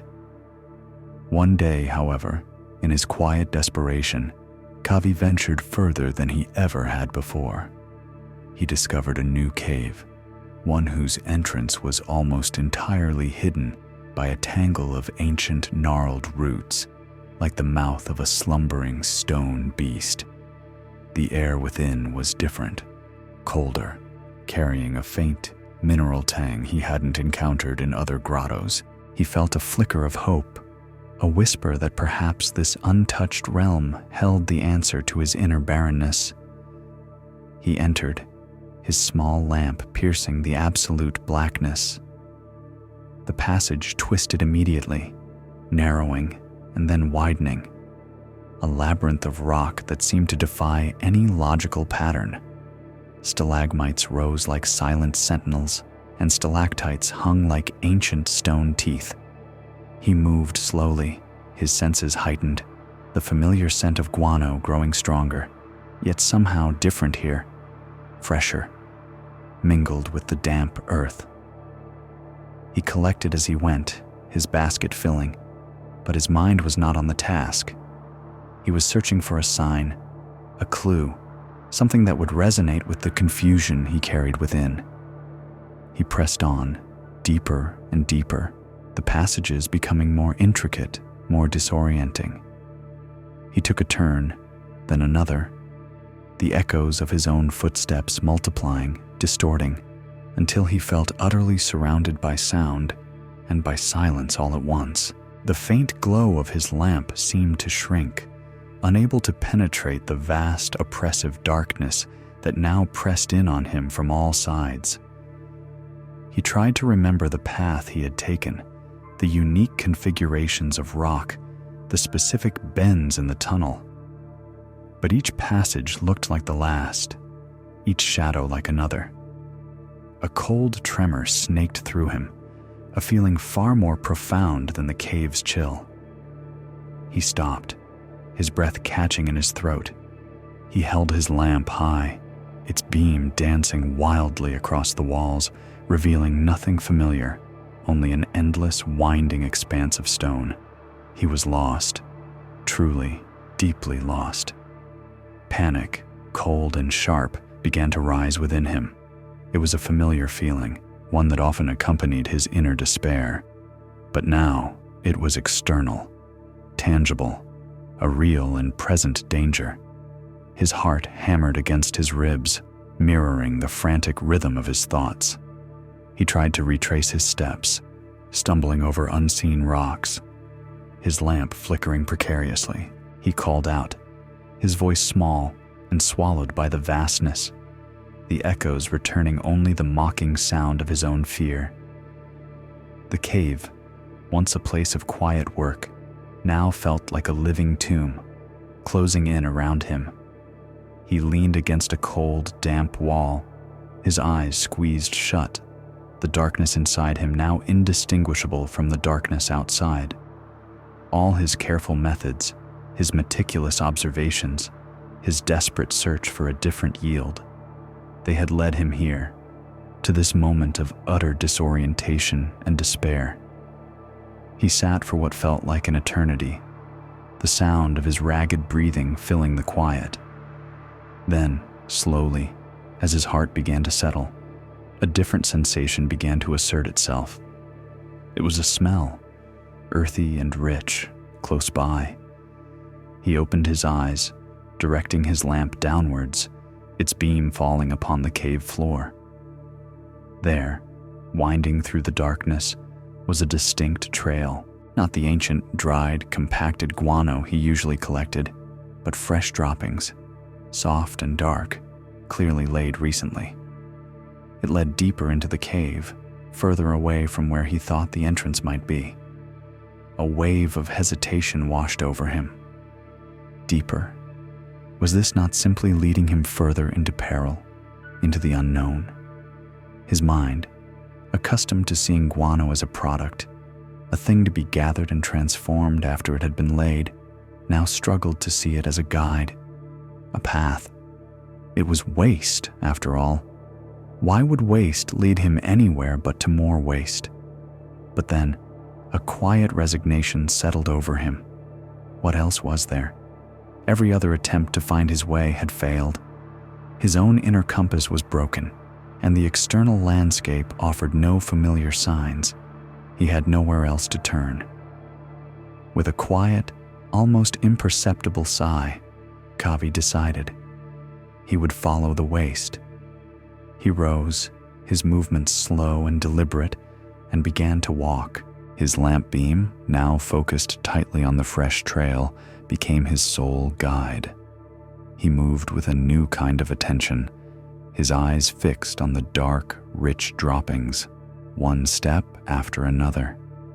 The trail was subtle, at times almost disappearing amongst the rocks, but Kavi found it again each time, a continuous thread through the endless winding passages.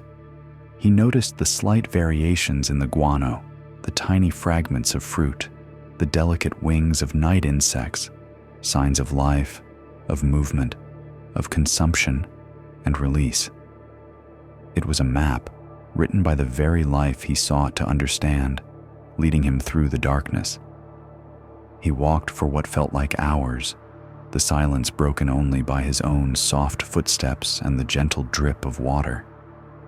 The air, though still cool and damp, seemed to lighten almost imperceptibly, shedding its heavy mineral tang for a faint, fresher scent. The smell of damp earth, yes, but also of growing things, of green leaves and distant blossoms. Then, ahead, barely a shift in the absolute darkness, he saw it, a faint, milky gray, a subtle lessening of the black. His heart quickened, not with panic this time, but with a quiet, fragile hope. He pressed on, the trail of guano leading him directly towards this subtle luminosity. The gray deepened, then softened, transforming into a gentle, diffuse light. It was the soft, muted glow of the forest, filtering through a narrow, hidden crevice. Kavi emerged into the soft light of dawn, blinking against the gentle greens and golds of the waking forest. He stood for a moment, disoriented not by darkness, but by the unexpected brilliance, the quiet vibrancy of the world outside. The cool cave air still clung to his clothes, but the sweet, fresh scent of pine and damp earth filled his lungs. He looked back at the hidden entrance, a small, almost invisible opening amongst the rocks and roots, then down at the trail of guano that had led him unerringly through the winding, dark passages. It had been a silent, vital path. Nearby, a small, meticulously tended garden bloomed with herbs and flowering shrubs. An old hermit, whose face was a roadmap of gentle wrinkles and whose hands moved with a quiet certainty, was kneeling amongst the plants, carefully weeding. He looked up as Kavi emerged, his eyes the color of rich earth, holding a calm, knowing depth. He offered a soft, almost imperceptible smile. "You followed the trail, then?" he asked, his voice a low, resonant hum, like the sound of a distant bee. Kavi, still slightly breathless, simply nodded. "I was lost," he managed to say, his voice a little hoarse. "The guano, it led me out." The hermit nodded slowly, returning to his weeding. "Life," he observed, his gaze steady on the small shoots in his hands, "always leaves a trail, even in its passing, even in its waste." He paused, then looked up at Kavi again, his eyes gentle. "It brought you out, yes? It showed you where life was active, where movement was, even in the deepest darkness." Kavi stood at the mouth of the cave, the faint light of dawn painting the forest in soft greens and golds. He looked back into the cool, silent darkness, then out at the vibrant, waking world, then down at the fresh guano clinging to his boots. Something shifted within him, a quiet recognition, a profound turning. He had always seen the guano as a product, a thing to be gathered, an end result. He had always seen the darkness, his inner darkness, as empty, unproductive, a place of waste and confusion. But here, in this moment, the very waste he sought, the very sign of life's processing and release, had been a guide. It had been a map written by life itself, showing him the way forward when all other paths were obscured. His darkness, his confusion, his moments of feeling lost, perhaps they were not waste at all. Perhaps they were simply showing him where life was active, where movement was, even if he did not yet recognize its purpose. They were not barren voids, but signs, quiet indications that something was happening, that a path, however winding, was unfolding. He breathed deeply, the cool cave air filling his lungs, then the sweet forest air. He understood. His own unacknowledged depths, his internal waste, held a unique form of guidance, a vitality he had simply failed to recognize. The perceived barrenness was not an absence of life, but a different kind of presence, a subtle unfolding, leaving its own quiet trail, showing him where the current of his own being was flowing, even when he could not see the way. We have journeyed through the quiet depths, guided by the unexpected, learning that even what we deem as waste can be a vital trail, a subtle map showing where life is active, where movement is, even in our moments of deepest confusion. Now let us turn our gaze from the cool, echoing darkness of the caves to the sun-dappled forest, where the air is rich with the scent of earth and ancient trees, and where a man named Bodhin spends his days with a profound and sacred understanding of wood. Bodhin was a man of the forest, his very essence seeming to rise from the earth like the sturdy trunks he knew so intimately. In his early 50s, his frame was robust, his arms strong from years of felling and splitting, his weathered face etched with the quiet wisdom of countless seasons. His gray-streaked hair was often tied back from his brow, and his eyes, the color of rich, fertile earth, held a deep, almost ancient knowledge of timber. He moved with a deliberate, grounded grace, each step sure, each gesture purposeful, as if he were always connected to the roots beneath his feet. His voice, when he spoke, was low and resonant, like the deep creak of old timber settling in the stillness of the night. Bodhin's craft was a solemn one, imbued with a quiet reverence. He was the funeral wood selector, the one entrusted with choosing the very fuel for the pyres that would carry the village's departed into the next realm. He approached his work not merely as a task, but as a sacred duty, a profound understanding of life's final journey. His skilled hands, calloused and strong, possessed an almost intuitive ability to discern the properties of each log, each branch, each fallen limb. He knew precisely which types of wood burned with a fierce, purifying heat, ensuring a swift and complete consumption. He knew which varieties released a fragrant, cleansing smoke, carrying prayers and memories on their ethereal wisps. And he knew which woods, though seemingly ordinary, offered a complete and utter transformation, leaving behind only the purest ash. He selected each piece with meticulous care, with intention, for its unique and sacred purpose in the pyre, a testament to the life it honored and the journey it facilitated. The scent of cedar, of sandalwood, of pine and oak mingled in his workshop, a fragrant symphony of life and dissolution. Sometimes, as he worked, the faint, comforting crackle of a distant pyre would drift on the breeze, a reminder of the cycle he served. And yet, despite this profound mastery, this deep connection to the purposeful consumption of wood, Bodhin carried a quiet ache within himself. For all his ability to select the perfect fuel for others' final journeys, he felt a profound lack of control over his own life's burning. He perceived his own existence as burning with whatever happened to fall to hand, without direction, without intention, without the careful selection he applied to every log he touched. He felt he was simply consuming whatever circumstances offered, rather than choosing his own fuel, his own path, his own particular fragrance or heat. He yearned for a curated existence, a life as meticulously planned and purposefully directed as the pyres he built. He believed that such control, such deliberate selection, would bring him the peace and purpose he so deeply craved. He longed to know that his own life was burning with the right wood, the right intention, leading to a meaningful and complete consumption, just like the pyres he prepared for others.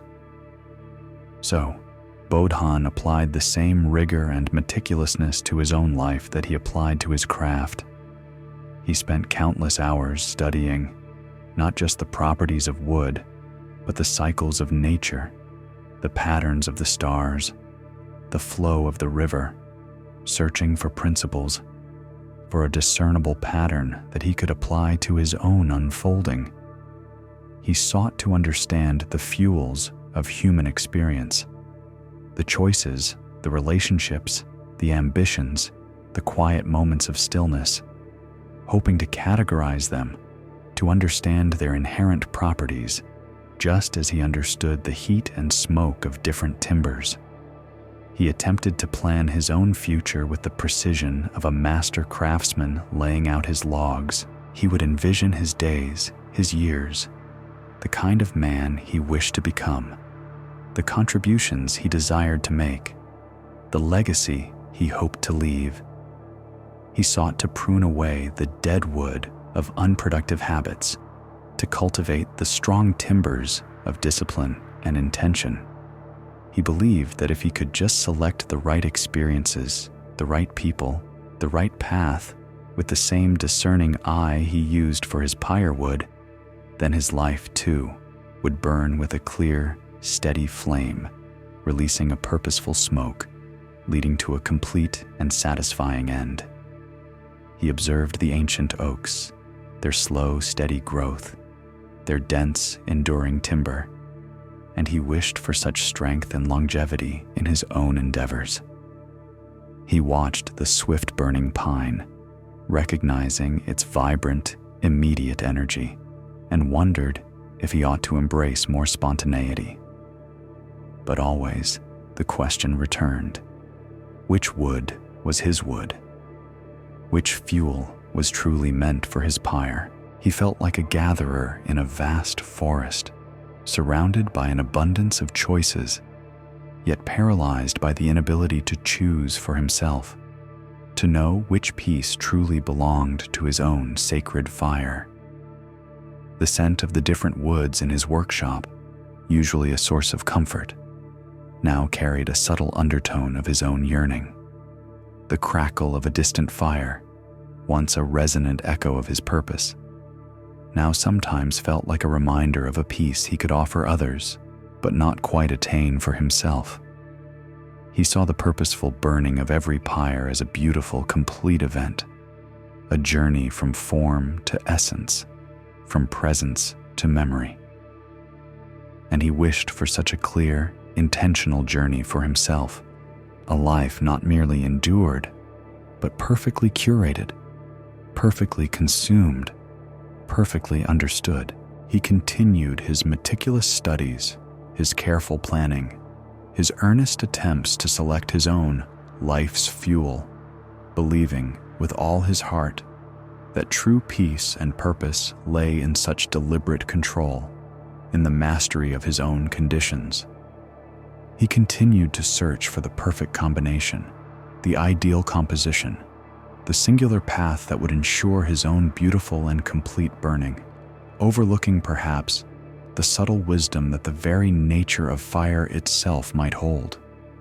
But sometimes, the very nature of fire, in its untamed, unpredictable dance, holds a wisdom far deeper than any carefully selected log, a truth that can only be revealed when our meticulous plans are swept away, when control is released, and the unexpected is allowed to burn.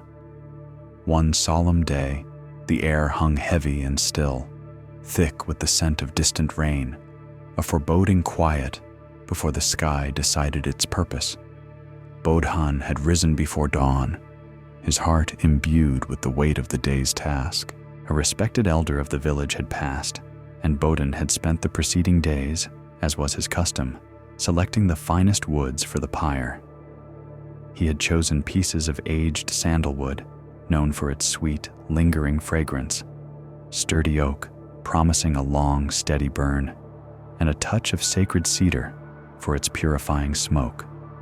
Each log, each branch had been examined, weighed, and placed with meticulous care, the composition of the pyre a silent prayer, a final honor.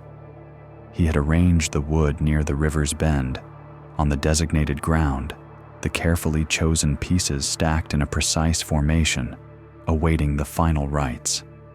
The sky, however, had other intentions. As the midday sun struggled to pierce the thickening clouds, a low rumble echoed across the valley, and then, without warning, the heavens opened.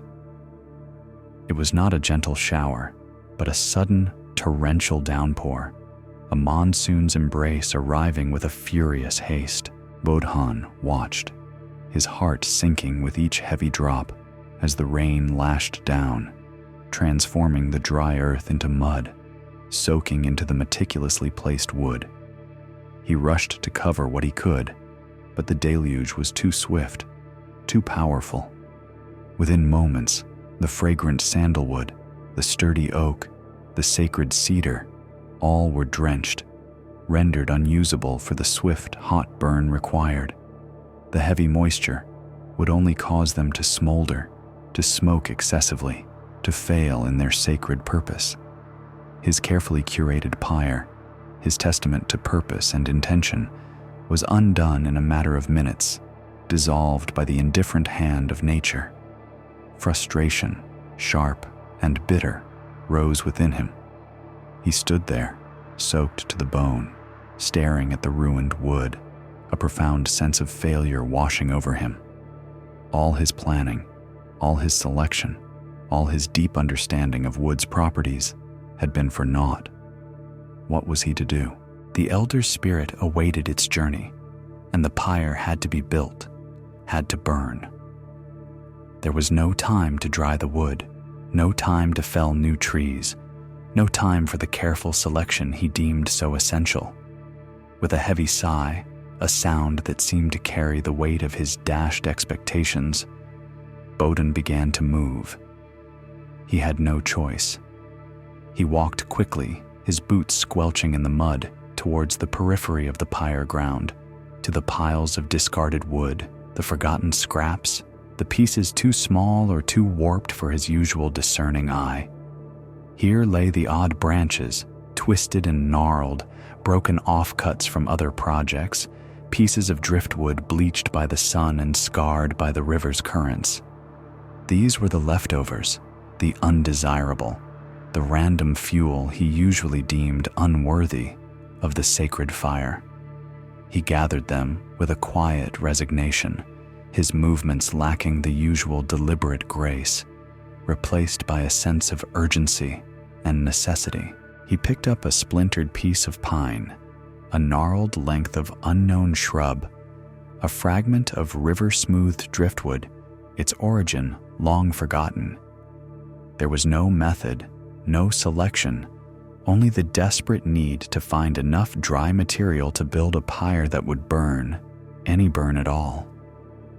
He felt a quiet shame as he carried these disparate pieces back, the very embodiment of the random fuel he so feared for his own life.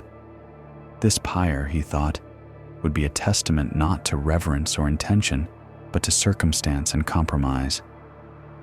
It would be a messy, inefficient burn, a pale shadow of the complete consumption he usually ensured.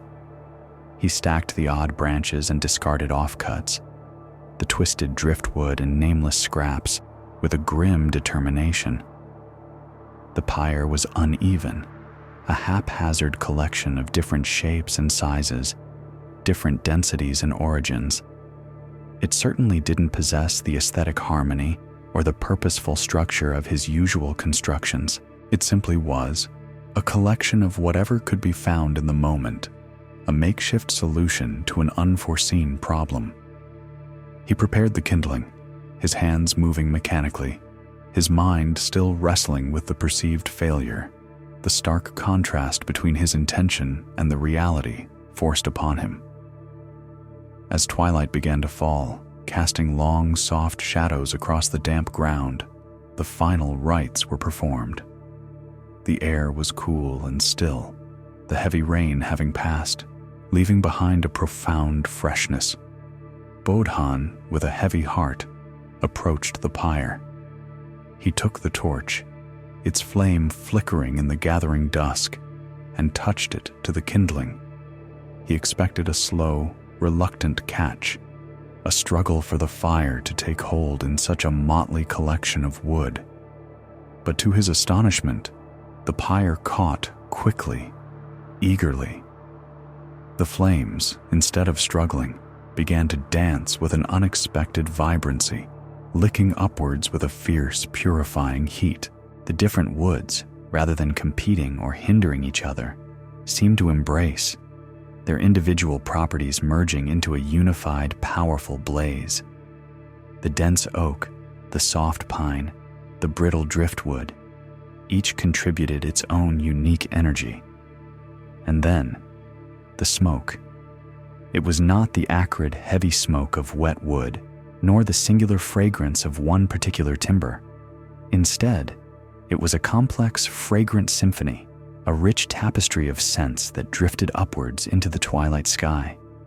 The sweet notes of some unknown shrub mingled with the earthy scent of riverwood, the sharp tang of pine softened by a subtle, unexpected aroma he couldn't quite place.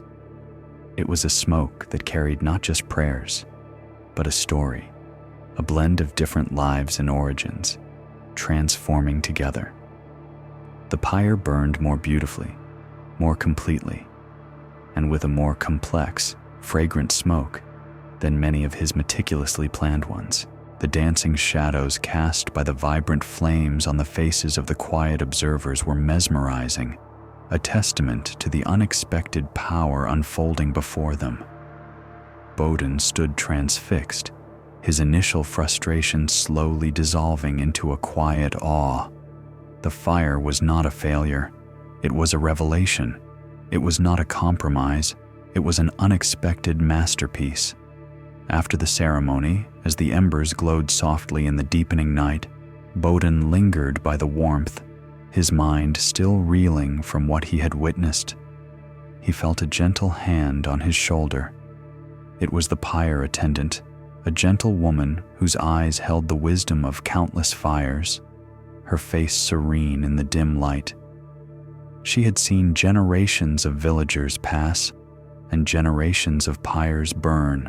"It was a beautiful fire, Bodhan," she said, her voice soft like the rustle of dry leaves. "One of the most beautiful I have seen."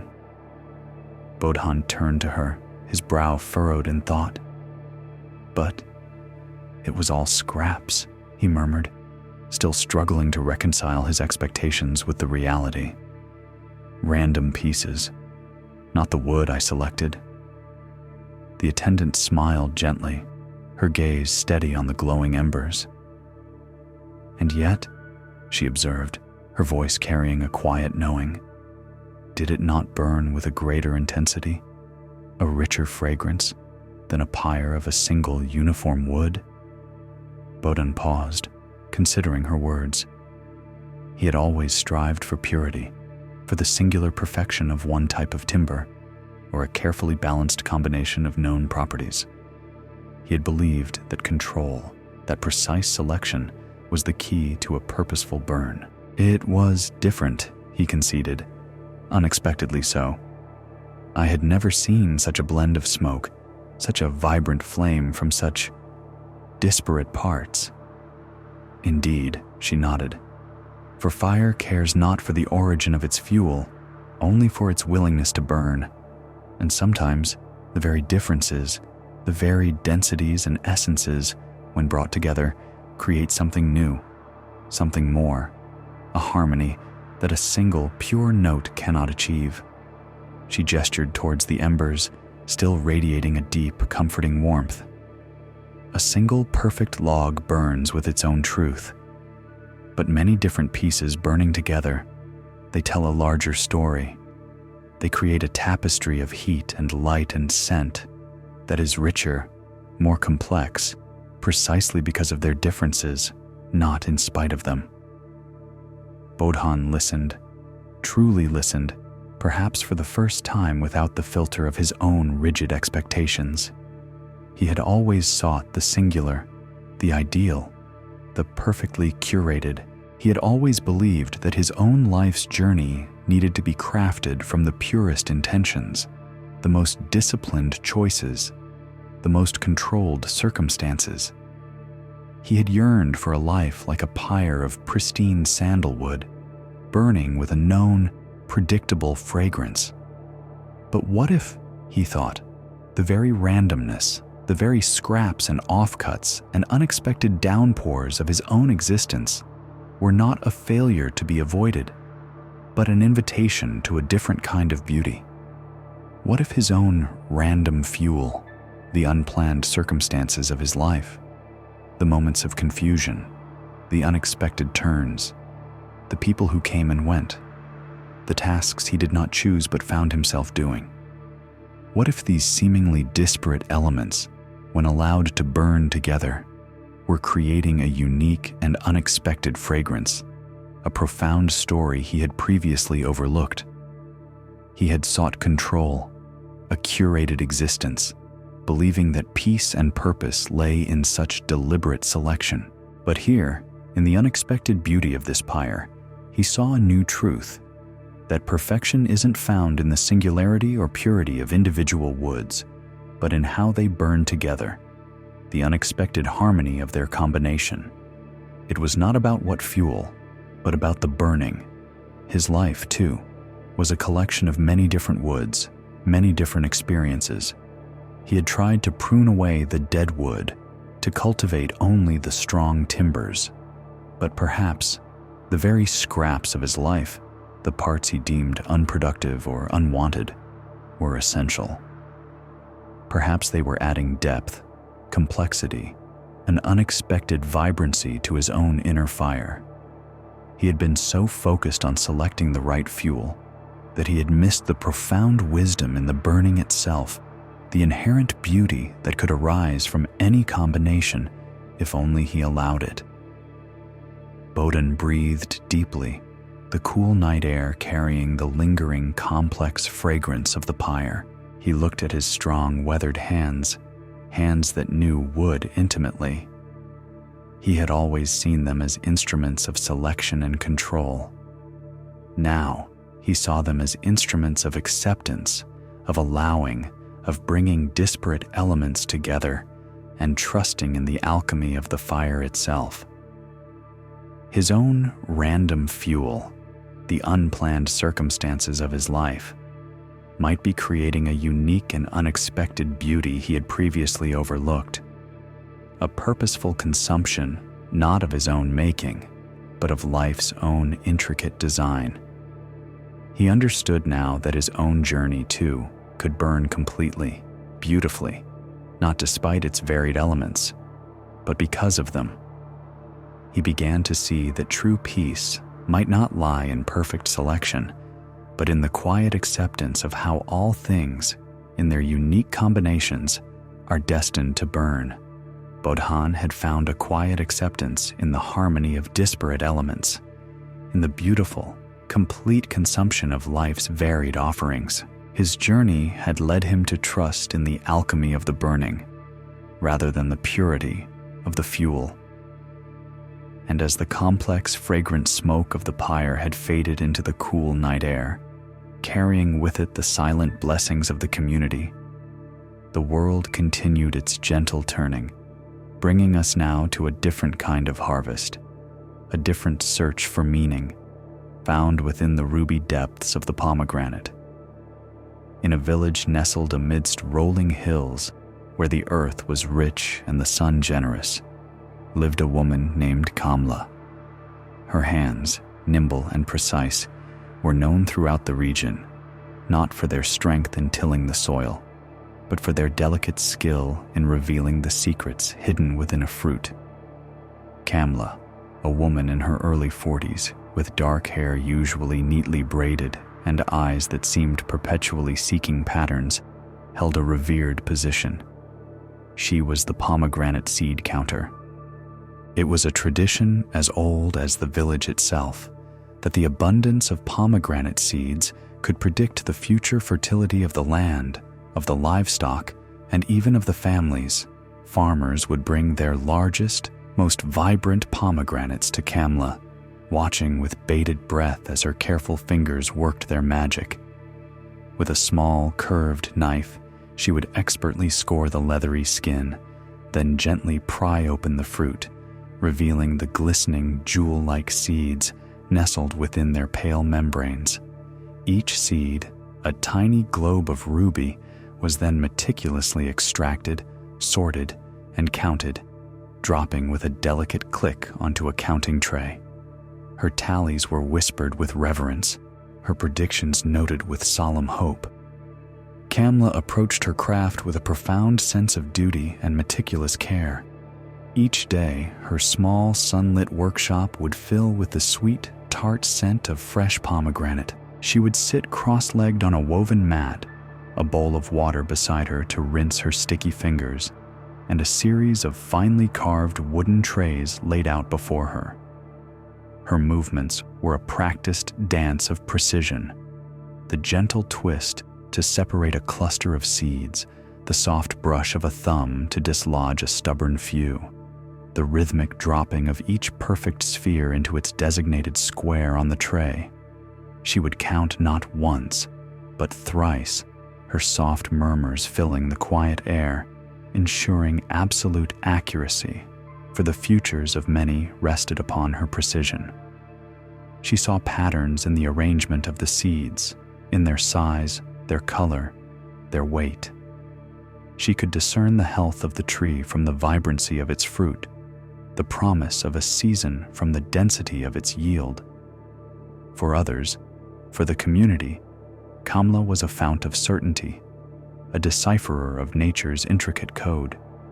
Her predictions brought comfort, guided planting, and celebrated births. She was the one who could quantify abundance, who could measure the unseen potential of the future. And yet, in her personal life, Kamla felt her own seeds were uncountable, her future fertility a profound unknown, a source of quiet, persistent anxiety.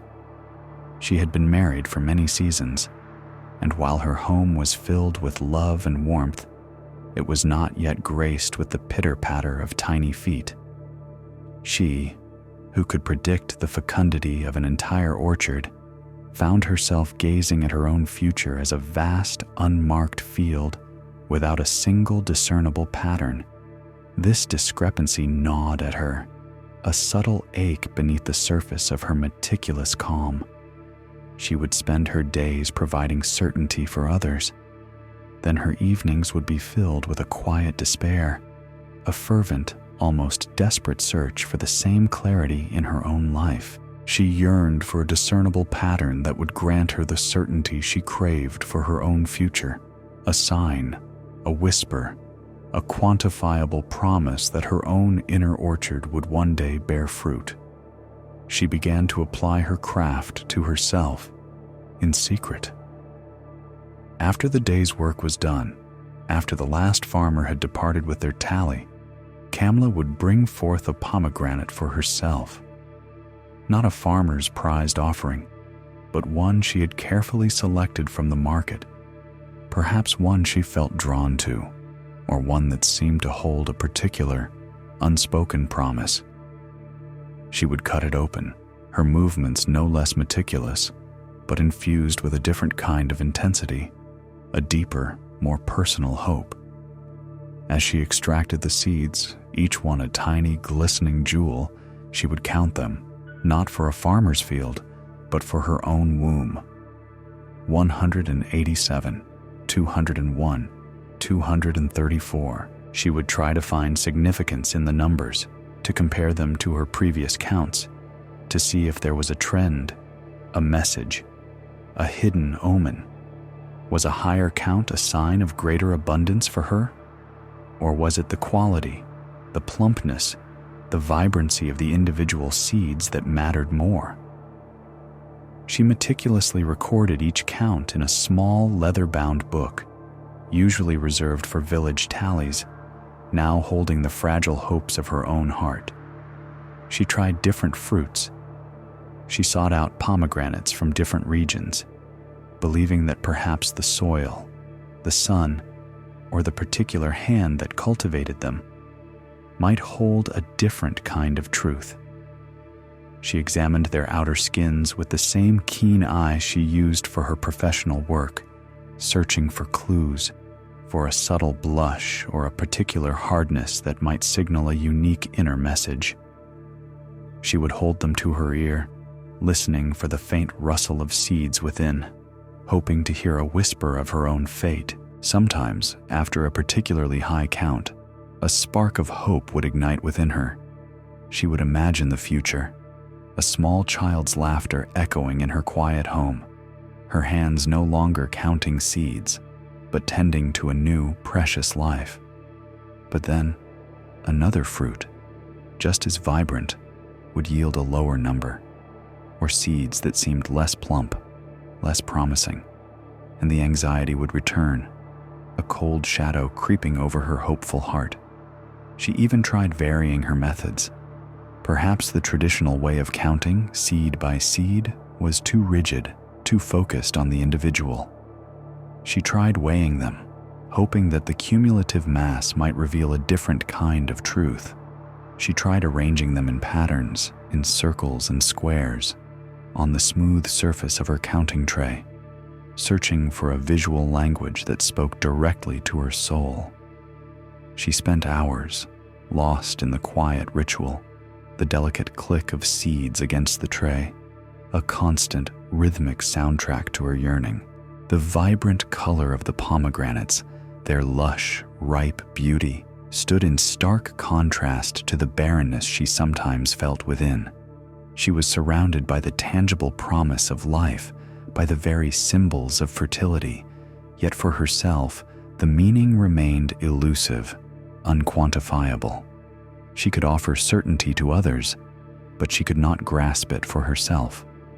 Her search was not one of despair, but of fervent dedication, a quiet, almost scholarly pursuit of a truth that seemed to forever elude her. She was a master of patterns, an expert in abundance, yet the most important pattern, the most desired abundance, remained a mystery. Her fingers, usually so confident and precise, would sometimes tremble almost imperceptibly as she opened a new fruit, a fresh wave of hope and fear washing over her. Each day, the cycle repeated. The farmers would arrive, their faces full of expectation.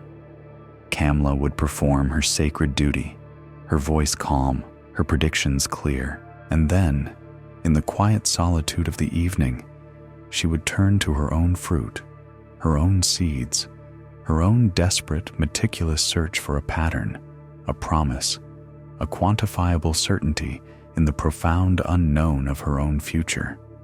She longed for a number, a discernible figure, a sign that her own life, too, would yield its precious, vital fruit. She craved to count her own blessings before they had even arrived. She longed for the certainty she so readily provided for others, a certainty she believed lay hidden within the vibrant, jewel-like depths of the pomegranate, if only she could count them correctly. the vibrant color of the pomegranates, their lush, ripe beauty, stood in stark contrast to the barrenness she sometimes felt within. She was surrounded by the tangible promise of life, by the very symbols of fertility, yet for herself, the meaning remained elusive, unquantifiable. She could offer certainty to others, but she could not grasp it for herself. Her search was not one of despair, but of fervent dedication, a quiet, almost scholarly pursuit of a truth that seemed to forever elude her. She was a master of patterns, an expert in abundance, yet the most important pattern, the most desired abundance, remained a mystery. Her fingers, usually so confident and precise, would sometimes tremble almost imperceptibly as she opened a new fruit, a fresh wave of hope and fear washing over her. Each day, the cycle repeated. The farmers would arrive, their faces full of expectation. Kamla would perform her sacred duty, her voice calm, her predictions clear. And then, in the quiet solitude of the evening, she would turn to her own fruit, her own seeds, her own desperate, meticulous search for a pattern, a promise, a quantifiable certainty in the profound unknown of her own future. She longed for a number, a discernible figure, a sign that her own life, too, would yield its precious, vital fruit. She craved to count her own blessings before they had even arrived. She longed for the certainty she so readily provided for others, a certainty she believed lay hidden within the vibrant, jewel-like depths of the pomegranate, if only she could count them correctly. One morning, the air still cool with the lingering mist of dawn, a farmer arrived with a new basket of pomegranates. These were late-season fruits, their skins a deeper, richer crimson, almost purple in places, promising an intense sweetness within. Kamla began her familiar ritual, her hands moving with their practiced grace, selecting a fruit, turning it over, feeling its weight, listening for the soft internal rustle. She admired its flawless skin, the perfect roundness that spoke of a healthy tree and an abundant harvest. With a silver knife, she carefully scored the skin, then gently pried the fruit open. The familiar burst of ruby red, the glistening jewel-like clusters, met her eyes. She began her count, the soft click of seeds against her counting tray filling the quiet room. 192, 210, 223. The numbers were good, robust, promising. This was a fruit that would bring good news to the farmer, a prediction of ample yield for the coming season. But as she reached the very last chamber of the fruit, her fingers, usually so accustomed to the dense cluster of seeds, found something else. A space. A quiet, unexpected emptiness where dozens of seeds should have been. And then, at the very center, nestled alone, a single, perfectly formed seed. Just one. Not a cluster, not a small handful, but a solitary glistening orb, flawless in its ruby hue, firm and plump to the touch. Kamla paused. Her counting ceased, her brow furrowed, a tiny crease appearing between her thoughtful eyes. She had never seen such a thing.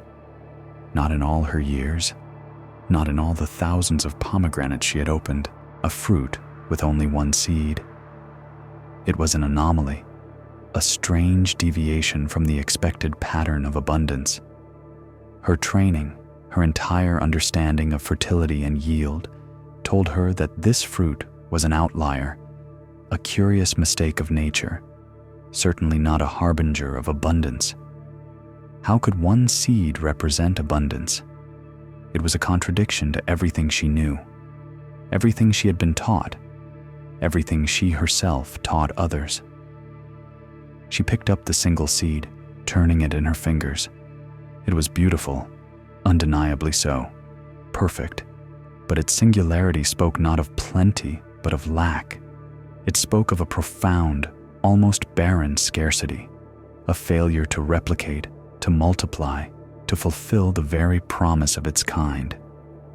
She felt a pang of disappointment, a quiet sigh escaping her lips. This fruit, so promising on the outside, had offered no valuable count, no discernible pattern, no quantifiable truth.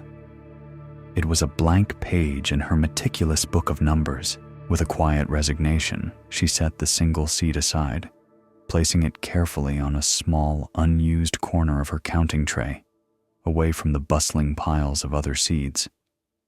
It was an interesting curiosity, perhaps, a topic for quiet contemplation, but certainly not a source of wisdom regarding abundance.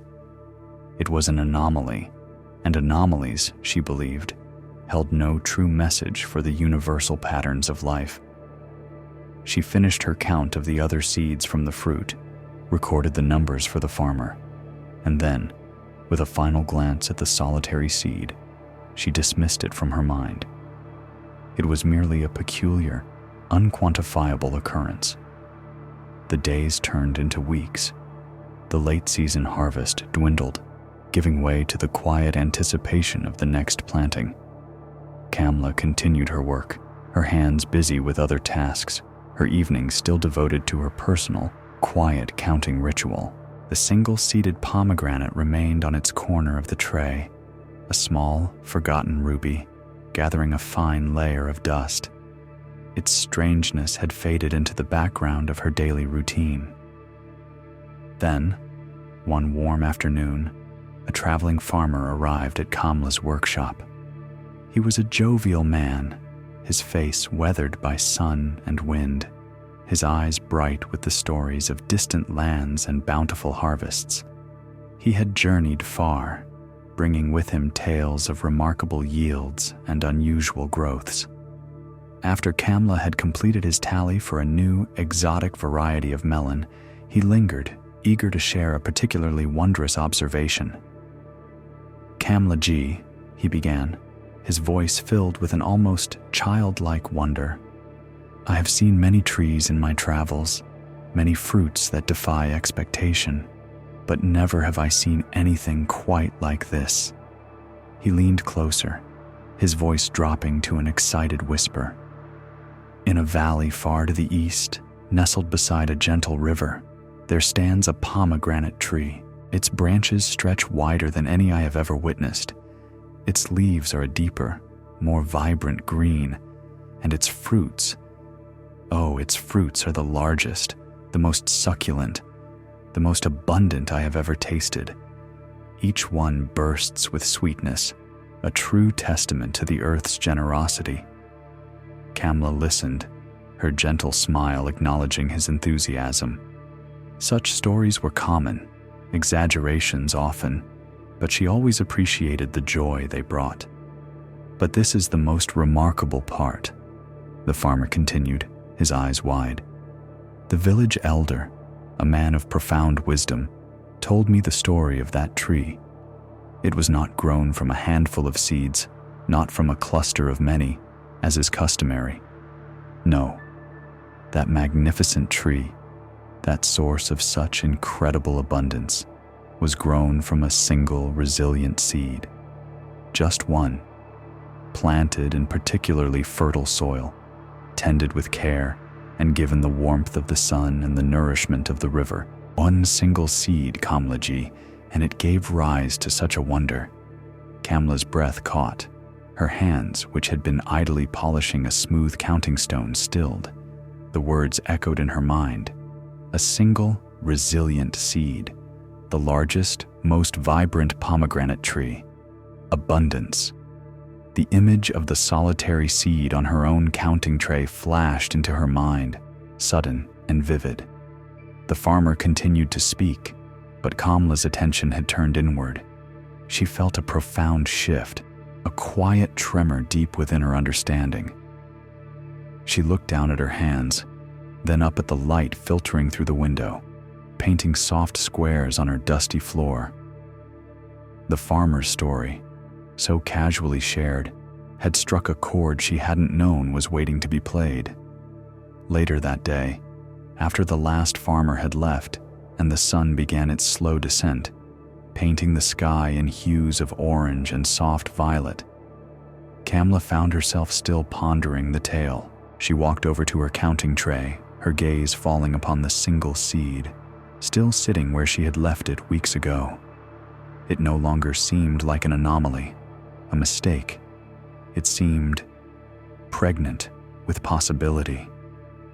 As she stood there, lost in her thoughts, a quiet voice spoke from the doorway. "A fine evening, Kamlaji."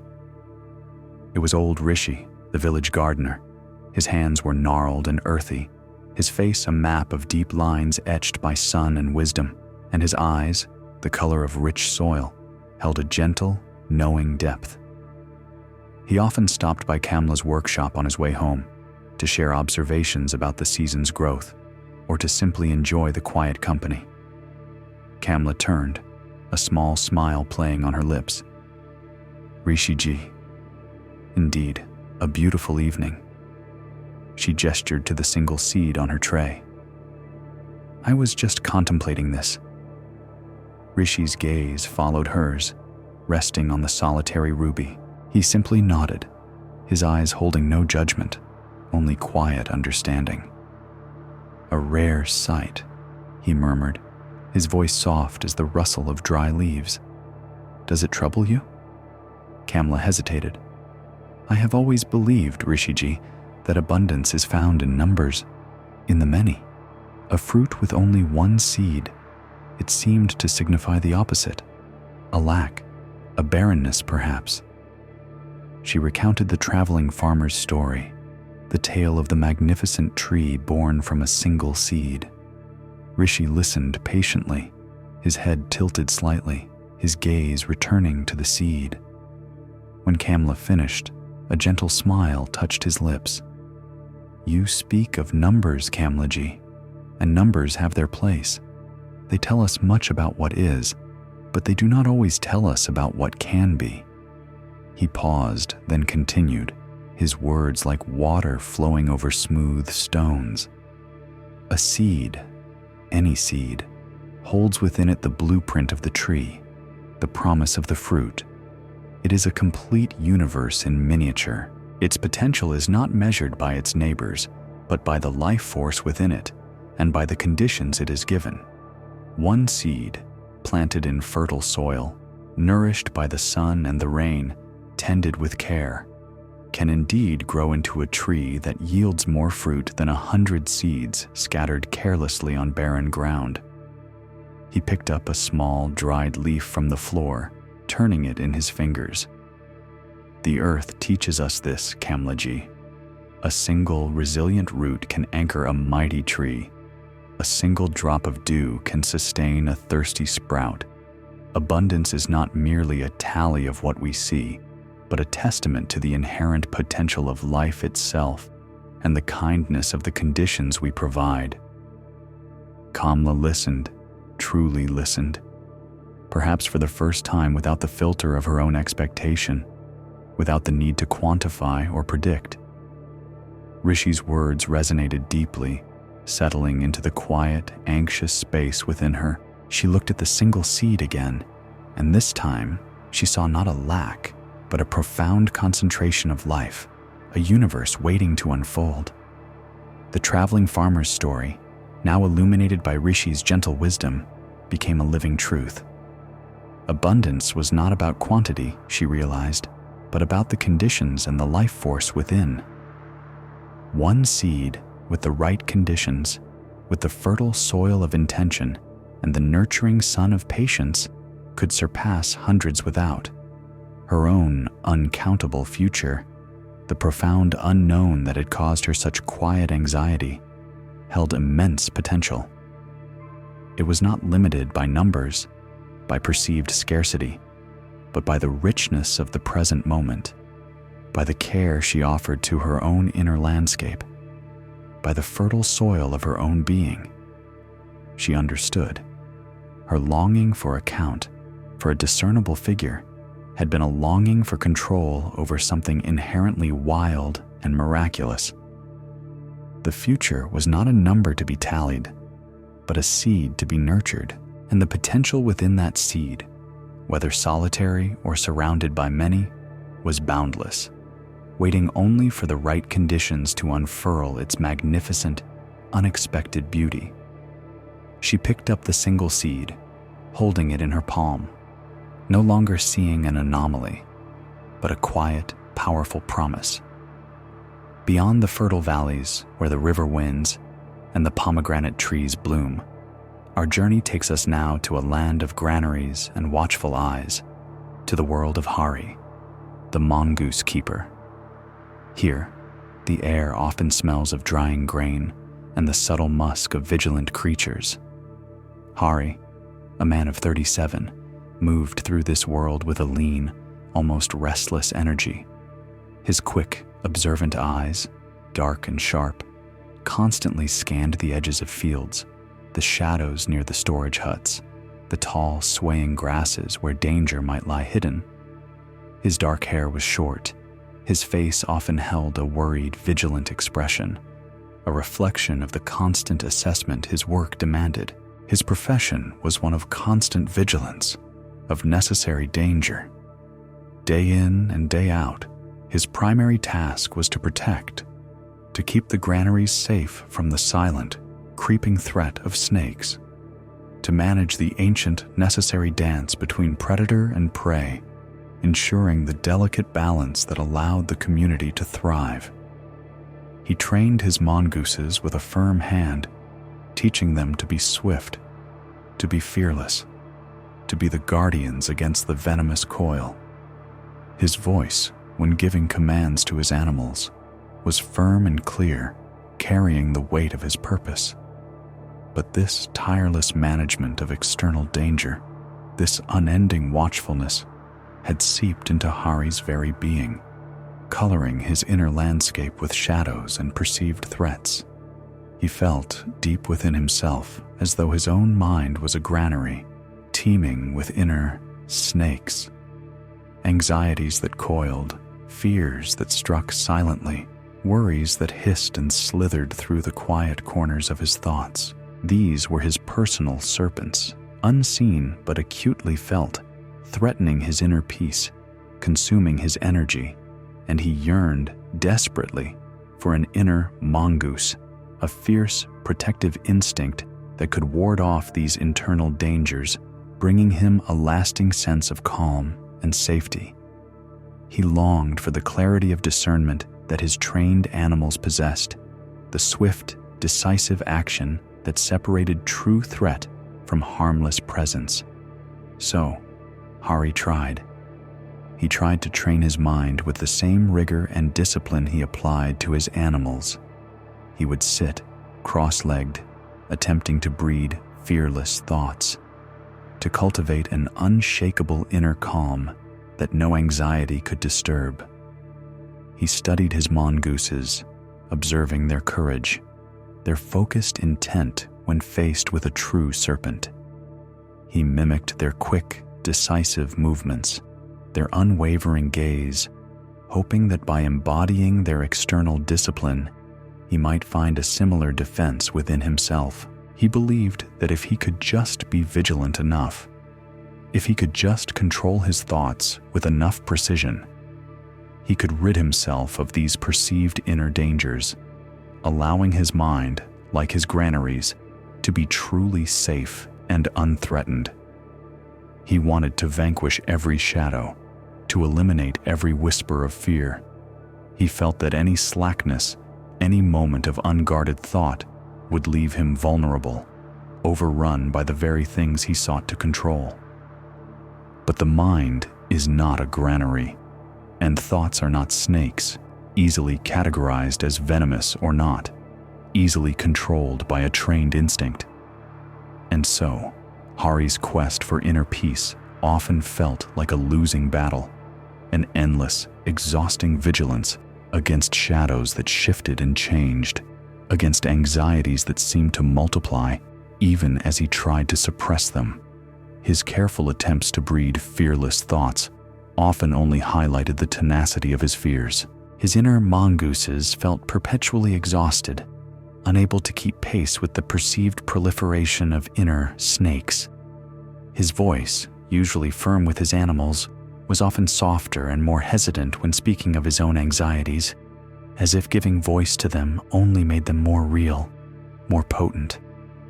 Then, one quiet evening, as the sun began its slow dip below the horizon, painting the sky in hues of warm orange and soft violet, something shifted in the external world that would, in turn, subtly shift Hari's internal one. He was walking along the edge of a field, checking the perimeter, his eyes habitually scanning the tall, drying grasses. The air was still, carrying the sweet scent of sun-warmed earth. One of his younger mongooses, a quick, darting creature named Chaya, had strayed a little from the path, exploring a patch of particularly dense undergrowth. Hari watched, ready to call her back, ready to intervene if she encountered a threat. His muscles tensed, his breath held, his mind already anticipating the familiar confrontation. And then he saw it. A small snake, not long, its scales a muted brown, lay partially hidden in the grass. It was slender, unassuming. It was not a cobra, not a viper, not one of the venomous ones he spent his life warding off. It was a simple grass snake, harmless, its movements slow and languid in the cooling air, basking in the last warmth of the day. Chaya, the mongoose, approached. Hari braced himself for the swift, deadly dance he knew so well, the blur of fur and scale, the decisive strike. But Chaya did not strike. She did not coil, did not hiss, did not engage in the ritualized combat of predator and prey. Instead, she nudged the snake gently with her nose. The snake, unthreatened, simply shifted, flowing like water through the blades of grass, its small head turning slowly. Chaya nudged it again, a playful, curious gesture, a soft probe, not an attack. It was an interaction, a quiet, almost tender exchange between two creatures sharing the same patch of earth. There was no aggression, no fear, no perceived threat. It was not a threat, Hari realized, his breath releasing in a soft sigh. It was merely another creature moving through its world, just as Chaya was moving through hers. Hari watched, mesmerized, as Chaya continued her gentle play, the snake responding with slow, unhurried grace. He felt a profound stillness settle over him, an unexpected quiet in the place where vigilance usually resided. The familiar tension in his shoulders eased. A rustle in the trees behind him broke the spell, but did not shatter the newfound calm. A passing forest dweller, an old woman with eyes as deep and calm as a forest pool, emerged from the shadows. She carried a basket of wild herbs, and her steps were soft, almost silent, as if she moved in perfect harmony with the fading light. She saw Hari, standing motionless, his gaze fixed on the mongoose and the snake. She saw his surprised expression, the quiet wonder on his face, a look of revelation, and she simply smiled. A gentle, knowing smile that held no words, only a profound acceptance. Then, without a sound, she continued on her way, disappearing back into the deepening twilight, leaving behind only the lingering scent of damp earth and herbs. Her smile, wordless though it was, felt like a confirmation, a quiet echo of the truth unfolding before Hari's eyes. He looked back at Chaya, who was now playfully pouncing on a fluttering leaf, the grass snake having silently vanished into the undergrowth. The image of the mongoose and the snake, not in battle, but in quiet coexistence, imprinted itself on his mind. He had spent his life classifying, categorizing, preparing for combat. He had seen all snakes as a threat, all dangers as needing to be aggressively managed, needing to be eliminated. He had projected this worldview onto his own inner landscape, fighting his anxieties as if they were venomous serpents, needing to be vanquished at all costs. But what if not all snakes were threats? What if some were harmless, simply moving through the tall grass of his mind, a natural part of the world's intricate design? What if his constant vigilance, his inner mongooses, were sometimes unnecessary, exhausting him in battles that did not need to be fought? He had sought to breed fearless thoughts, to eradicate all traces of fear. But perhaps true fearlessness was not the absence of all perceived threats, but the discernment to recognize which ones genuinely posed harm and which were merely present, harmless, part of the landscape. The insight settled gently within him, like the cooling air of the evening. He realized that his strength did not lie in the eradication of all potential snakes, external or internal, but in the wisdom to distinguish, to know when to act and when to simply observe. To understand that some anxieties, some passing fears, were like the grass snake, harmless, transient, perhaps even a part of the natural flow of life, needing no aggressive intervention, no constant inner battle. His constant striving for control, for absolute safety, had been a form of blindness, preventing him from seeing the nuances, the quiet coexistences, the moments when vigilance was not required, when a gentler awareness was enough. Hari stood there for a long time as the last light faded from the sky and the first stars began to shimmer, silver points against the deepening blue. The scent of drying grain, the subtle musk of his animals, the quiet hum of the evening, all seemed to take on a new quality of peace. He had sought a fierce internal protector, a mongoose for his mind, a warrior to banish all fear. But what he had found was something quieter, something more subtle, a profound shift in his perception, a new way of seeing. He did not need to rid himself of every perceived snake in his thoughts, but rather to learn their nature, to discern the genuinely venomous from the simply present. This discernment, this quiet understanding, was a new, more profound form of protection. It was not about relentless action, but about gentle wisdom.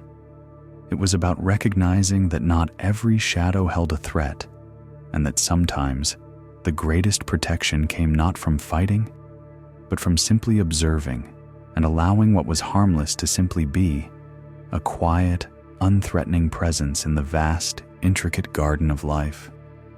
Hari had found a new, quieter form of protection, a wisdom rooted not in relentless action, but in the discerning observation of what simply was. As the first stars began to shimmer, silver points against the deepening blue, and the quiet hum of the evening settled over the land, we turn now to another, whose quiet contribution often went unseen, whose gentle work was so vital, yet so often misunderstood, even by herself.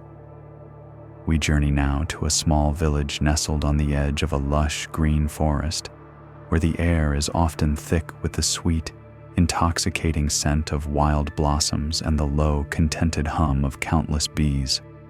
Here, among the ancient gnarled trees, lives Manju, a young woman of 28, her face often smudged with the fine ash from the smoke pots she tends.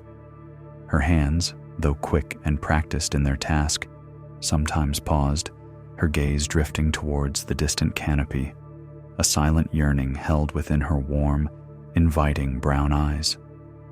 Manju was the honey-gatherer's daughter, and her role was a crucial one, though she rarely felt its weight, while her mother, skilled and fearless, climbed to the highest branches, her strong hands reaching into the wild hives. Manju remained below, tending the smoke pots. Her task was to keep the smoke steady, gentle, and continuous, a soft, ethereal cloud that drifted upwards, calming the thousands of bees, allowing her mother safe passage to the golden bounty within. Without Manju's careful tending, without the soothing embrace of the smoke, the bees would become agitated, defensive, their stings a painful, even dangerous deterrent. Her work was the gentle boundary, the invisible shield that made the harvest possible. Yet, despite the undeniable importance of her contribution, Manju felt a persistent ache, a quiet sense of inadequacy that settled deep within her. She was, as she often thought, all smoke and no honey. She facilitated the sweetness for others, creating the conditions for her mother to bring forth the golden liquid. But she herself produced none. She never tasted the direct satisfaction of collecting the honey, never felt the heavy comb in her hands, never knew the proud joy of extracting the liquid gold. Her reward was simply the continued safety of her mother and the communal sharing of the harvest. It felt like an absence, a lack, a void in her own capacity for sweetness. She watched the bees, endlessly fascinated by their diligent, purposeful movements.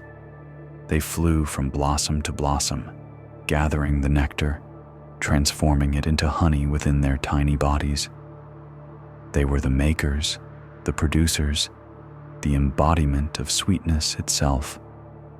Manju wished she could be like them, bustling with her own inherent sweetness, producing her own tangible yield.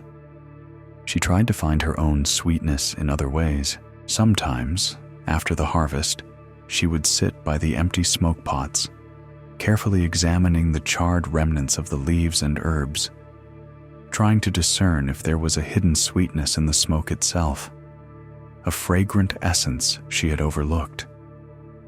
She would gather wild berries, pressing their juices into small bowls, hoping to create her own kind of sweetness, a visible product of her own efforts. She would even watch her mother, mimicking the movements of her hands as she gently scraped the honey from the comb, imagining herself as the gatherer, the producer. But always, the feeling returned. She was still just the smoke tender, the facilitator, the one who made space for sweetness, but did not, could not, create it herself. She longed to have something tangible, something undeniably her own, to offer. She saw the other villagers, the potters with their clay vessels, the weavers with their intricate cloths, the farmers with their baskets of grain.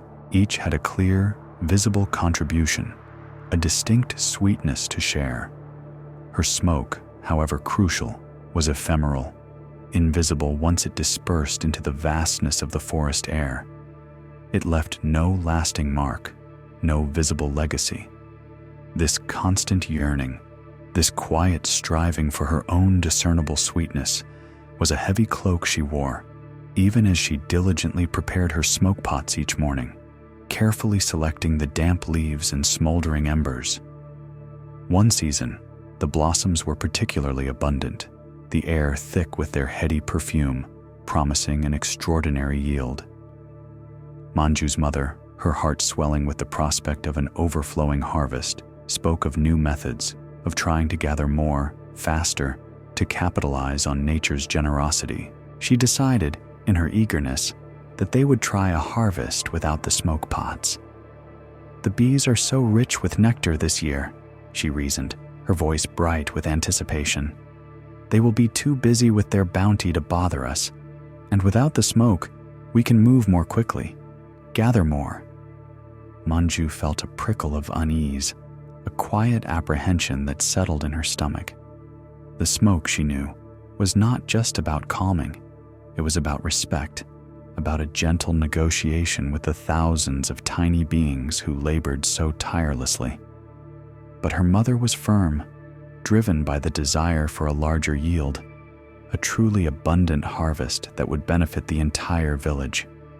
Manju, ever self-effacing, did not argue.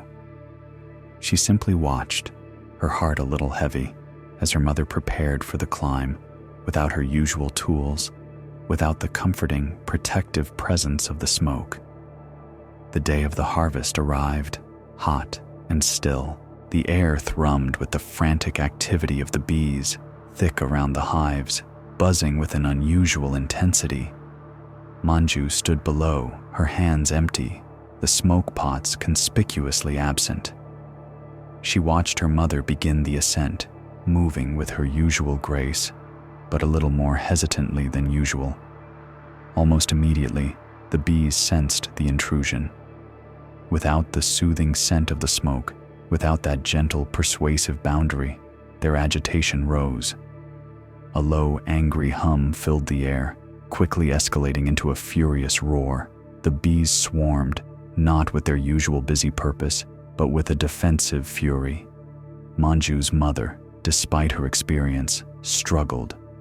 The stings came quickly, sharp pricks of pain that forced her to move with less precision, to retreat more often. The harvest became chaotic, a hurried, desperate attempt to snatch what honey they could. The bees, driven to a frenzy of protection, turned aggressive, even towards each other. They flew further afield in their distress, gathering nectar from any available source, even the bitter, toxic flowers that grew on the edges of the forest, usually avoided by the discerning bees. When her mother finally descended, exhausted and stung, the yield was meager. And worse, when they tasted the honey, it was not the rich, sweet gold they knew.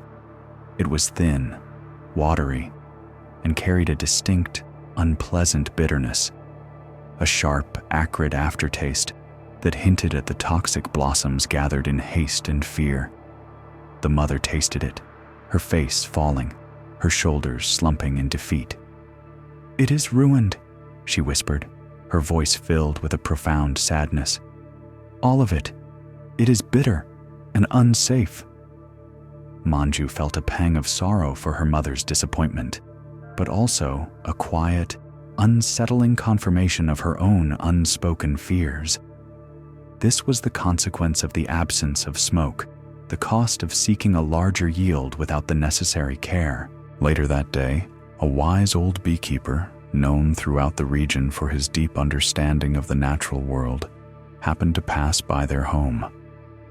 He was a man whose hands were gnarled with age and experience, and whose eyes held the patient wisdom of countless seasons. He saw the mother's distress, the small, bitter yield, and the quiet despair on Manju's face. He picked up a spoonful of the tainted honey, tasting it carefully, his brow furrowed. "This is indeed a bitter harvest," he said, his voice soft, like the gentle rustle of leaves. "But it is not simply the fault of the bees, nor the blossoms. It is the cost of forgetting the smoke." Manju's mother looked up, her eyes questioning. "But I sought more abundance," she said, her voice tinged with regret. "I thought the smoke was merely to calm them, an unnecessary slowing of the process." The old beekeeper nodded slowly, his gaze settling on Manju, who stood silently beside the empty smoke pots. "The smoke," he began, his words flowing like a quiet river, "is indeed a calming presence. It is a gentle hand that settles the agitated heart of the hive. But its purpose is far deeper than mere calming, far more profound than simply making the gatherer's task easier. It is a crucial protection. It is a boundary, a soft, invisible wall that tells the bees, 'Rest, be at peace.' This gathering is done with care, with respect. And in that peace, in that quiet acceptance, the bees continue their work with their usual discernment, drawing nectar only from the purest, sweetest flowers. The smoke, you see, protects not only the gatherer from the bee's sting, but it protects the integrity of the honey itself. It safeguards against bitter harvests, against the collection of toxins born of stress and fear. It ensures that the sweetness, when gathered, is pure, true, and untainted." He paused, letting his words sink into the stillness of the air. "Sometimes," he continued, his eyes twinkling with quiet knowing, The smoke is not a lack of sweetness, but the very essence of it. It is the care that ensures the sweetness remains true. It is the protection that allows the purest bounty to emerge. Manju listened, her heart opening to the quiet wisdom of his words. She looked at her empty, ash-smudged hands, then at the bitter honey, and finally at her mother's weary, disappointed face. Something shifted within her, a profound recognition, a quiet blossoming of understanding. She had always seen herself as all smoke and no honey, a facilitator, an auxiliary, lacking her own inherent sweetness. She had yearned to produce, to create a tangible yield, believing that only then would she have worth. But the old beekeeper's words, echoing the bitter truth of the ruined harvest, illuminated a different kind of sweetness. Her role, the smoke she created, was not a lack, but a vital offering. It was a gentle boundary, a soft shield, a crucial form of care that protected not only the gatherer, but also the integrity of the honey itself. Her quiet contribution, her diligent tending of the smoke pots, was not merely preparation. It was a profound act of safeguarding, ensuring that the sweetness that eventually came forth was pure, untainted, and truly nourishing. She realized that sometimes the greatest sweetness is not found in what is directly produced, but in what is carefully protected. It is found in the gentle tending, in the creation of a safe and peaceful space, in the quiet discernment that prevents harm. Her smoke was not empty. It was filled with care, with respect, with a gentle wisdom that allowed true sweetness to flourish, unmarred by bitterness or haste. Her quiet contribution held its own profound, protective sweetness, a sweetness that allowed all other sweetness to be. It was not a lesser role, but an essential one, a guardian of purity, an unseen thread woven into the very fabric of abundance. Manju looked at her hands again, no longer seeing absence, but presence. Her hands, calloused by the tending of smoke, were hands that held a vital, protective purpose. She breathed deeply, the faint scent of ash, of wild blossoms, and of something new, a quiet, inner acceptance filling her lungs. She had sought her own sweetness, her own tangible yield, but what she had found was the profound sweetness of protection, the quiet power of care, and the irreplaceable value of tending the gentle boundaries that allow life's purest gifts to emerge, whole and untainted. From the quiet tending of smoke and the understanding of its protective embrace, our journey now turns to the soft sigh of the river, where a man named Lotus found his purpose in the patient weaving of reeds. Lotus, a man of 42, sat by the river's edge, his hands moving with the steady rhythm of his craft. The reeds, tall and slender, grew abundantly along the banks, their whispers carried on the gentle breeze. His fingers, strong and nimble, selected each stalk with practiced ease, bending and interlacing them until they transformed into the beautiful, comfortable mats that brought solace and warmth to his community. He wove them for sleeping, for sitting, for sharing meals, each mat a testament to his skill and his dedication to providing comfort. He admired the finished mats, the way they lay flat and soft, offering a gentle surface to those who rested upon them. He saw their utility, their quiet grace, their ability to transform the rough earth into a place of ease. He watched children play upon them, elders recline, and families gather, all finding a moment of softness and peace on the mats his hands had made. He saw the comfort they brought, and a quiet pride settled in his heart.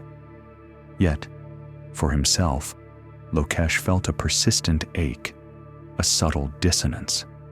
He felt as though his own life was rooted in muddy, challenging conditions, much like the reeds themselves. He grew, yes, but not with the clean, soft ease of his finished mats. He bent and swayed with the currents of his days, but he rarely found that deep, abiding comfort for himself. His roots, he felt, were always in the mire, grappling with the unseen complexities beneath the surface. He yearned for a similar softness in his own existence, a personal mat of ease woven from his own experiences. He observed the reeds, how they emerged from the dark, rich soil, how they stretched towards the sun, how they swayed in the breeze. He understood their inherent flexibility, their graceful give and take with the wind and the water. He understood that this very flexibility was what made them ideal for weaving, allowing them to interlace without breaking, to form a strong, yielding fabric. But he longed for the result of that flexibility, the comfort of the mat, not the constant, yielding process of the reed itself. He experimented with different reeds, seeking a softer, more pliable variety.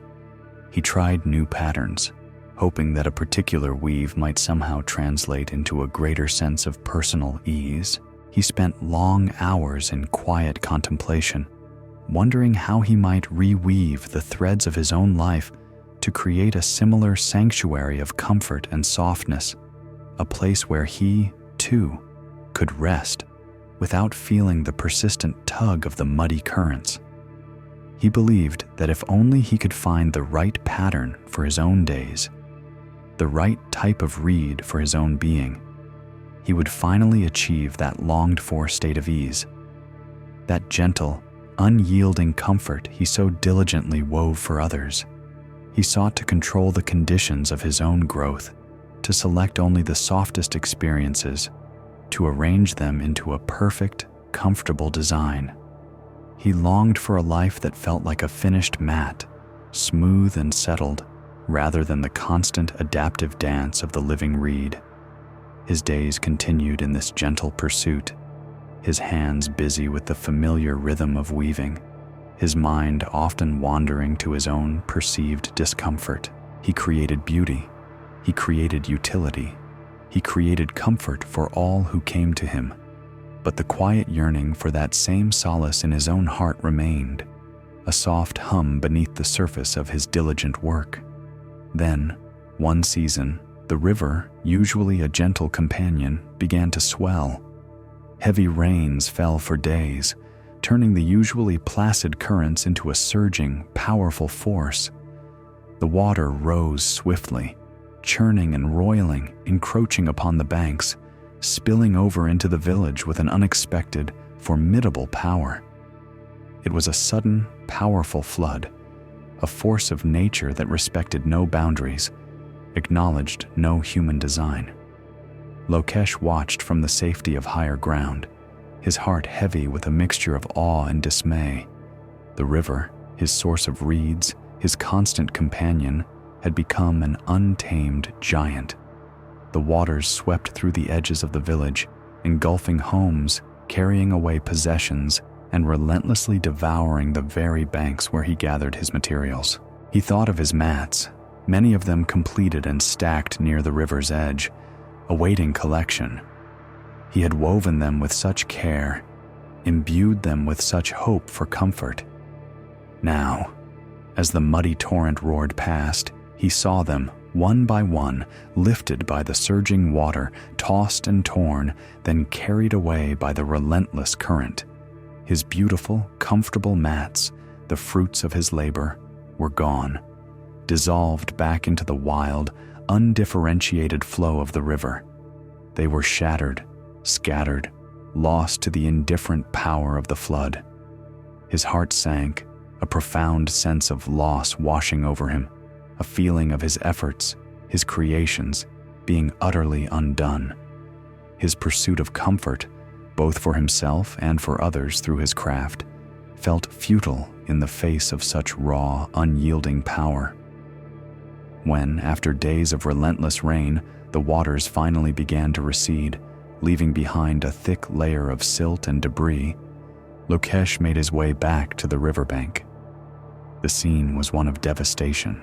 Trees were uprooted, the banks were scoured clean, and the landscape was transformed. His stacks of completed mats were nowhere to be seen, swallowed by the flood, leaving behind only the ghost of their presence. He stood there, surveying the wreckage, a quiet sorrow settling upon him. All his careful weaving, all his patient work, all his efforts to create softness and ease had been utterly erased by the river's unforgiving embrace. He felt a deep sense of vulnerability, a profound understanding of how little control he truly had over the conditions of his life, over the forces that shaped his world. But then, as his gaze drifted across the ravaged landscape, a different sight caught his eye. The reeds, the very reeds he gathered, the same reeds that had been submerged, battered, and thrashed by the powerful currents, stood firm. They were bent, yes, many of them bowed low, covered in mud and debris, their green stalks bruised and battered. But they were not broken. They had swayed. They had yielded. They had danced with the current, allowing the immense force of the water to pass over and around them. And now, as the floodwaters retreated, they slowly, almost imperceptibly, began to straighten, to lift their heads, to once again reach towards the sky. He walked closer, touching a reed, feeling its familiar resilience. It had not resisted the flood. It had moved with it. It had not fought the current. It had become one with it, temporarily, allowing its inherent flexibility to be its salvation. His beautiful, comfortable mats, made from these very reeds, had been destroyed. But the reeds themselves, rooted in the muddy earth, had endured. Their strength was not in their rigidity, not in their ability to withstand the force, but in their profound capacity to bend. As Lokesh stood there, contemplating this quiet marvel, an old boatman emerged from the mist that still hung heavy over the receding river. The boatman was a man whose face was etched with the wisdom of countless river journeys, his eyes holding the quiet depth of one who understood the river's many moods. He had seen many floods, known many seasons of loss and renewal. He walked slowly, his gaze sweeping over the scene before it settled on Lokesh and the resilient reeds. "A powerful force," the boatman observed, his voice low and resonant, like the creak of an old wooden boat. He did not speak of the lost mats or the destroyed banks, but of the river's enduring power. Lokesh nodded, his eyes still fixed on the reeds. "My mats are gone," he said, his voice quiet, almost a whisper. "All my work swept away, but the reeds, they remain." The old boatman smiled, a knowing, gentle smile that deepened the lines around his eyes. He walked to the edge of the water, bending to gently touch a reed, much as Lokesh had done. "Yes," he murmured, his gaze steady on the swaying plants. "The mats, they are made for comfort, for stillness. They are beautiful in their purpose, in their offering of ease." He paused, then continued, his words flowing like the gentle current that was now returning to the river. "But the purpose of the reeds themselves, my friend, is not comfort in the face of a flood. Their gift is not to stand rigid, to resist the current, to remain unmoved. No, their true gift, the deep wisdom woven into their very being, is their flexibility. Their purpose is to bend. Their strength is to sway. Their nature is to yield with the current, to dance with the force that would otherwise shatter them. They do not break because they do not fight. They flow, and in their flowing, they endure." The boatman looked at Lokesh, his eyes holding a profound understanding. "It is their roots, deep in the muddy earth, that allow them this bendability," he explained. "It is the very conditions that seem so unyielding, so uncomfortable, that give them the anchoring they need to sway without being torn away. They are rooted so they can bend. They are in the mud so they can rise again. Lokesh listened, his heart opening to the quiet wisdom of the old boatman's words. He looked at the reeds, at their mud-streaked stalks, at their graceful, resilient posture. He thought of his own life, of his own muddy growth, the challenging conditions he had often perceived as hindrances, as sources of discomfort. He had yearned for softness, for ease, for a perfectly curated existence, a life like a finished mat, smooth and settled. But here, in the aftermath of the flood, observing the enduring strength of the reeds, a profound realization bloomed within him. His own muddy growth, his challenging conditions, the very struggles that had made him feel rooted in discomfort, had not been a burden at all. They had been his anchoring. They had endowed him with a profound bendability, a quiet, enduring resilience. His strength was not, and never had been, in resisting the currents of life, in seeking an unyielding comfort, or in trying to force his existence into a rigid, perfect pattern. No, his true strength, his most profound gift, was his capacity to bend. It was his ability to sway with life's inevitable currents, to yield without breaking, to flow with the forces that would otherwise shatter a more rigid form. He realized that the discomfort he had felt, the bending he had experienced, was not a failing. It was the very process that allowed him to navigate life's inevitable floods without shattering. It was the source of a strength far more profound than mere comfort, a resilience that promised endurance through even the most turbulent waters. Lokesh looked at his hands, no longer seeing them as merely weavers of comfort for others, but as hands that understood the deep wisdom of bending. He breathed deeply, the damp, earthy scent of the river, of the mud, and of the unyielding reeds filling his lungs. He had sought softness and ease, but what he had found was the enduring power of flexibility, the quiet strength of resilience, and the profound gift of bendability, rooted in the very conditions he had once perceived as his greatest challenge. His life was not a finished mat, but a living reed, perpetually bending, perpetually swaying, perpetually enduring, whole and unbroken, even in the heart of the storm. And so, as the river's whispers faded, carrying with them the wisdom of the bending reed, our journey brings us to the quiet rooftop of Tara, the star pattern weaver. Tara, a woman whose graceful hands translated the vastness of the heavens into tangible threads, found beauty in the visible order of the night sky, in the precise alignment of luminous points that formed the constellations.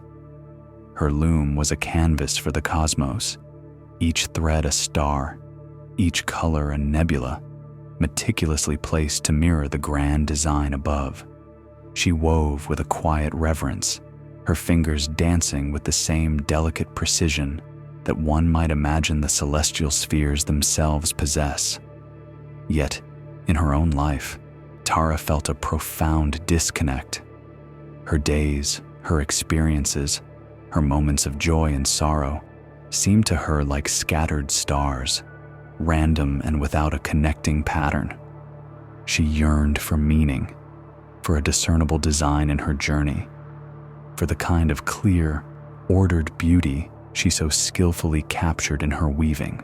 She would spend hours gazing upward, seeking not only inspiration for her craft, but a glimpse of the grand tapestry of her own existence, a map that would show her where she was and where she was meant to go.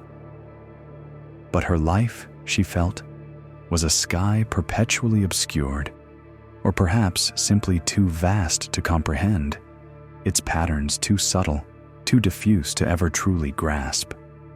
She longed for clarity, for the reassuring certainty of a visible constellation, a guiding pattern she could follow. One night, As Tara sat at her loom on the rooftop, the air cool and still, she looked up at the familiar expanse of the night sky. She had planned to begin a new weaving, one that would capture the intricate dance of the Pleiades. But as she watched, heavy clouds began to roll in, slowly, majestically, from the west. They were soft, dark masses, like silent ships sailing across the celestial ocean. One by one, the stars began to disappear, swallowed by the encroaching veil. First, the smaller, fainter ones, then the brighter, more prominent luminaries. Soon, half the sky was obscured, a vast, dark canvas where only the faintest glow hinted at the hidden stars. Tara felt a familiar pang of disappointment. Her work would be delayed. The clarity she sought, both in the heavens and in her heart, seemed once again to evade her. She sighed, her gaze sweeping across the remaining visible stars and then across the vast, clouded expanse. But then, something shifted within her. Instead of despairing over what was lost, over what was hidden, she found herself looking at the remaining visible stars, and a new, unexpected pattern began to emerge. It was not the pattern of the Pleiades, nor of any constellation she had ever woven. It was a pattern shaped by the absence, by what was hidden, by the very spaces between the visible and the obscured. The clouds, in their silent embrace of half the sky, had created a frame, a boundary, that highlighted what remained, allowing new connections, new lines, new designs to appear where she had never noticed them before. It was as if the sky itself was showing her that sometimes the true pattern only reveals itself when some parts are taken away, when some elements are subtly obscured. The hiddenness was not a void, it was an active participant in the design. As Tara sat there, lost in this new perception, a quiet presence settled beside her. It was her grandmother, a woman whose eyes held the depth of many seasons and whose hands, though gnarled with age, still moved with a gentle grace.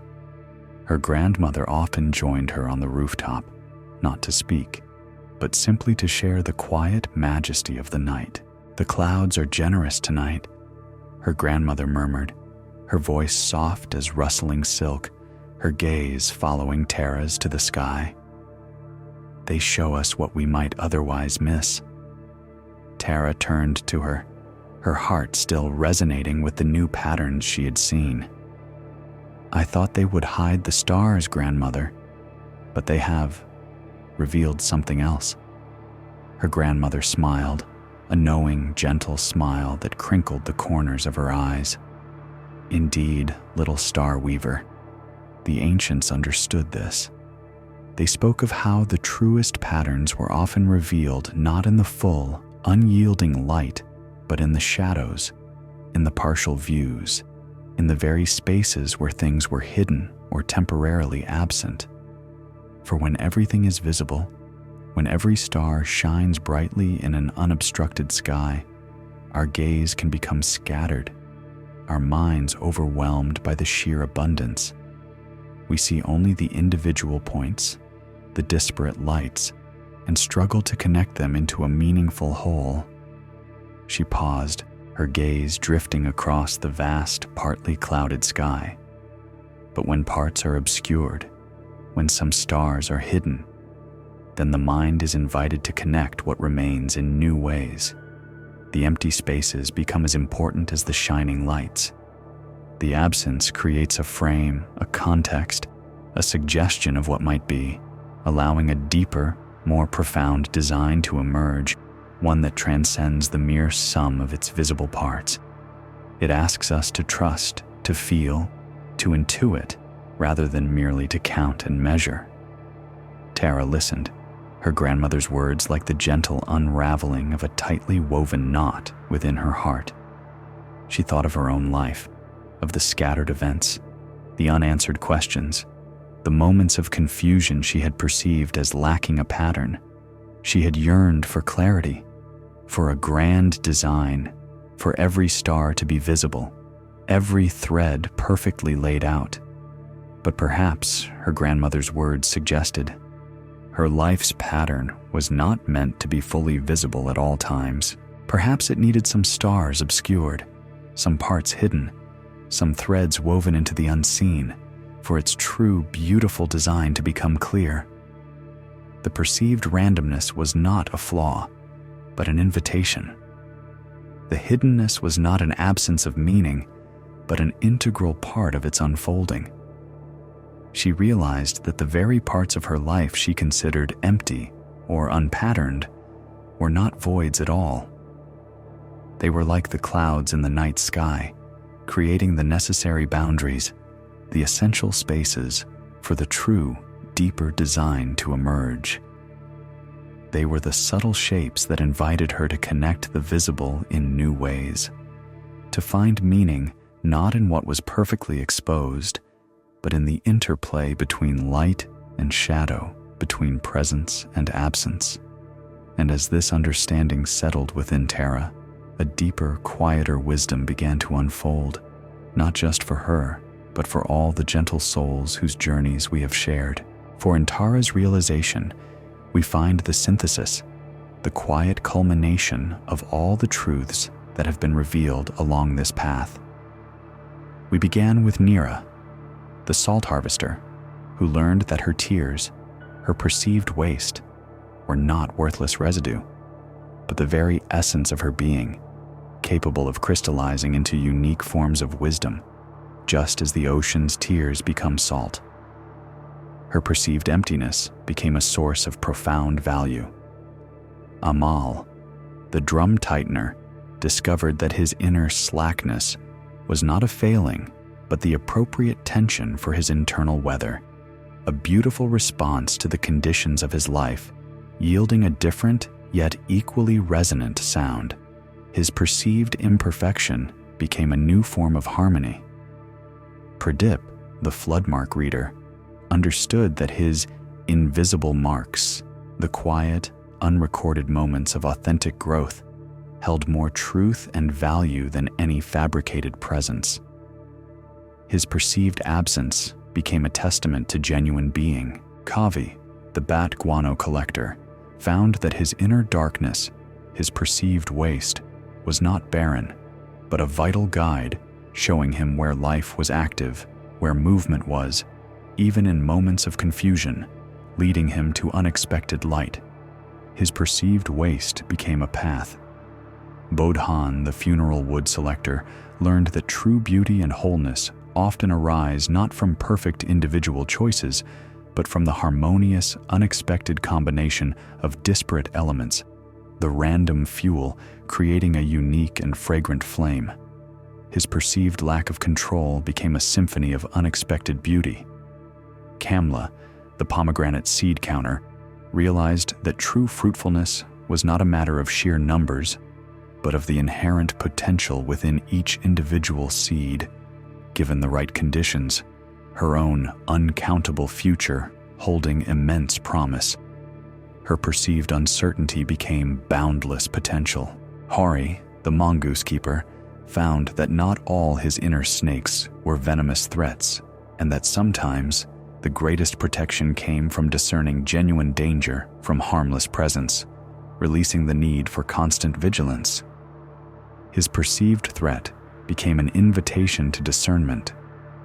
Manju, the honey-gatherer's daughter, understood that her smoke, her quiet preparation and protection, was not a lack of sweetness, but a crucial offering, safeguarding against bitter or dangerous harvests, a vital form of care that held its own profound beauty. Her perceived absence of sweetness became a protective sweetness, and Lokesh, the reed mat maker, discovered that his muddy growth, his challenging conditions, had endowed him with a profound bendability and resilience, a strength that allowed him to navigate life's inevitable currents without shattering. His perceived discomfort became enduring strength. Each of these gentle souls, in their own unique way, came to understand that what they had perceived as flaws, as emptiness, as absence, as waste, as randomness, or as hiddenness, were not shortcomings to be overcome, but integral parts of the intricate, ever-changing design of life itself. These were not barriers to their journey, but essential elements that created space for new forms of value, new expressions of beauty, and new depths of wisdom to emerge. For the unseen thread, this subtle current that flows through all our experiences, is the profound truth that everything belongs. Every tear, every moment of slackness, every unseen effort, every dark passage, every unplanned circumstance, every single seed, every perceived threat, every protective smoke, every bend in the path, all are interwoven.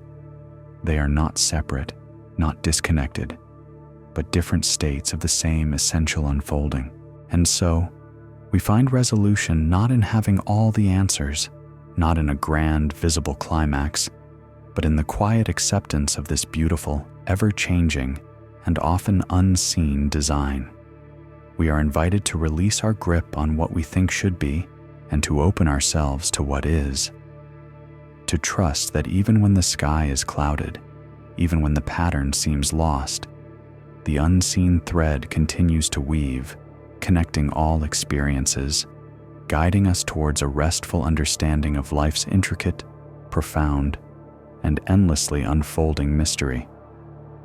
May you too find peace in the unseen patterns of your own journey, knowing that all parts of you, visible and hidden, are threads in a tapestry of exquisite, enduring beauty.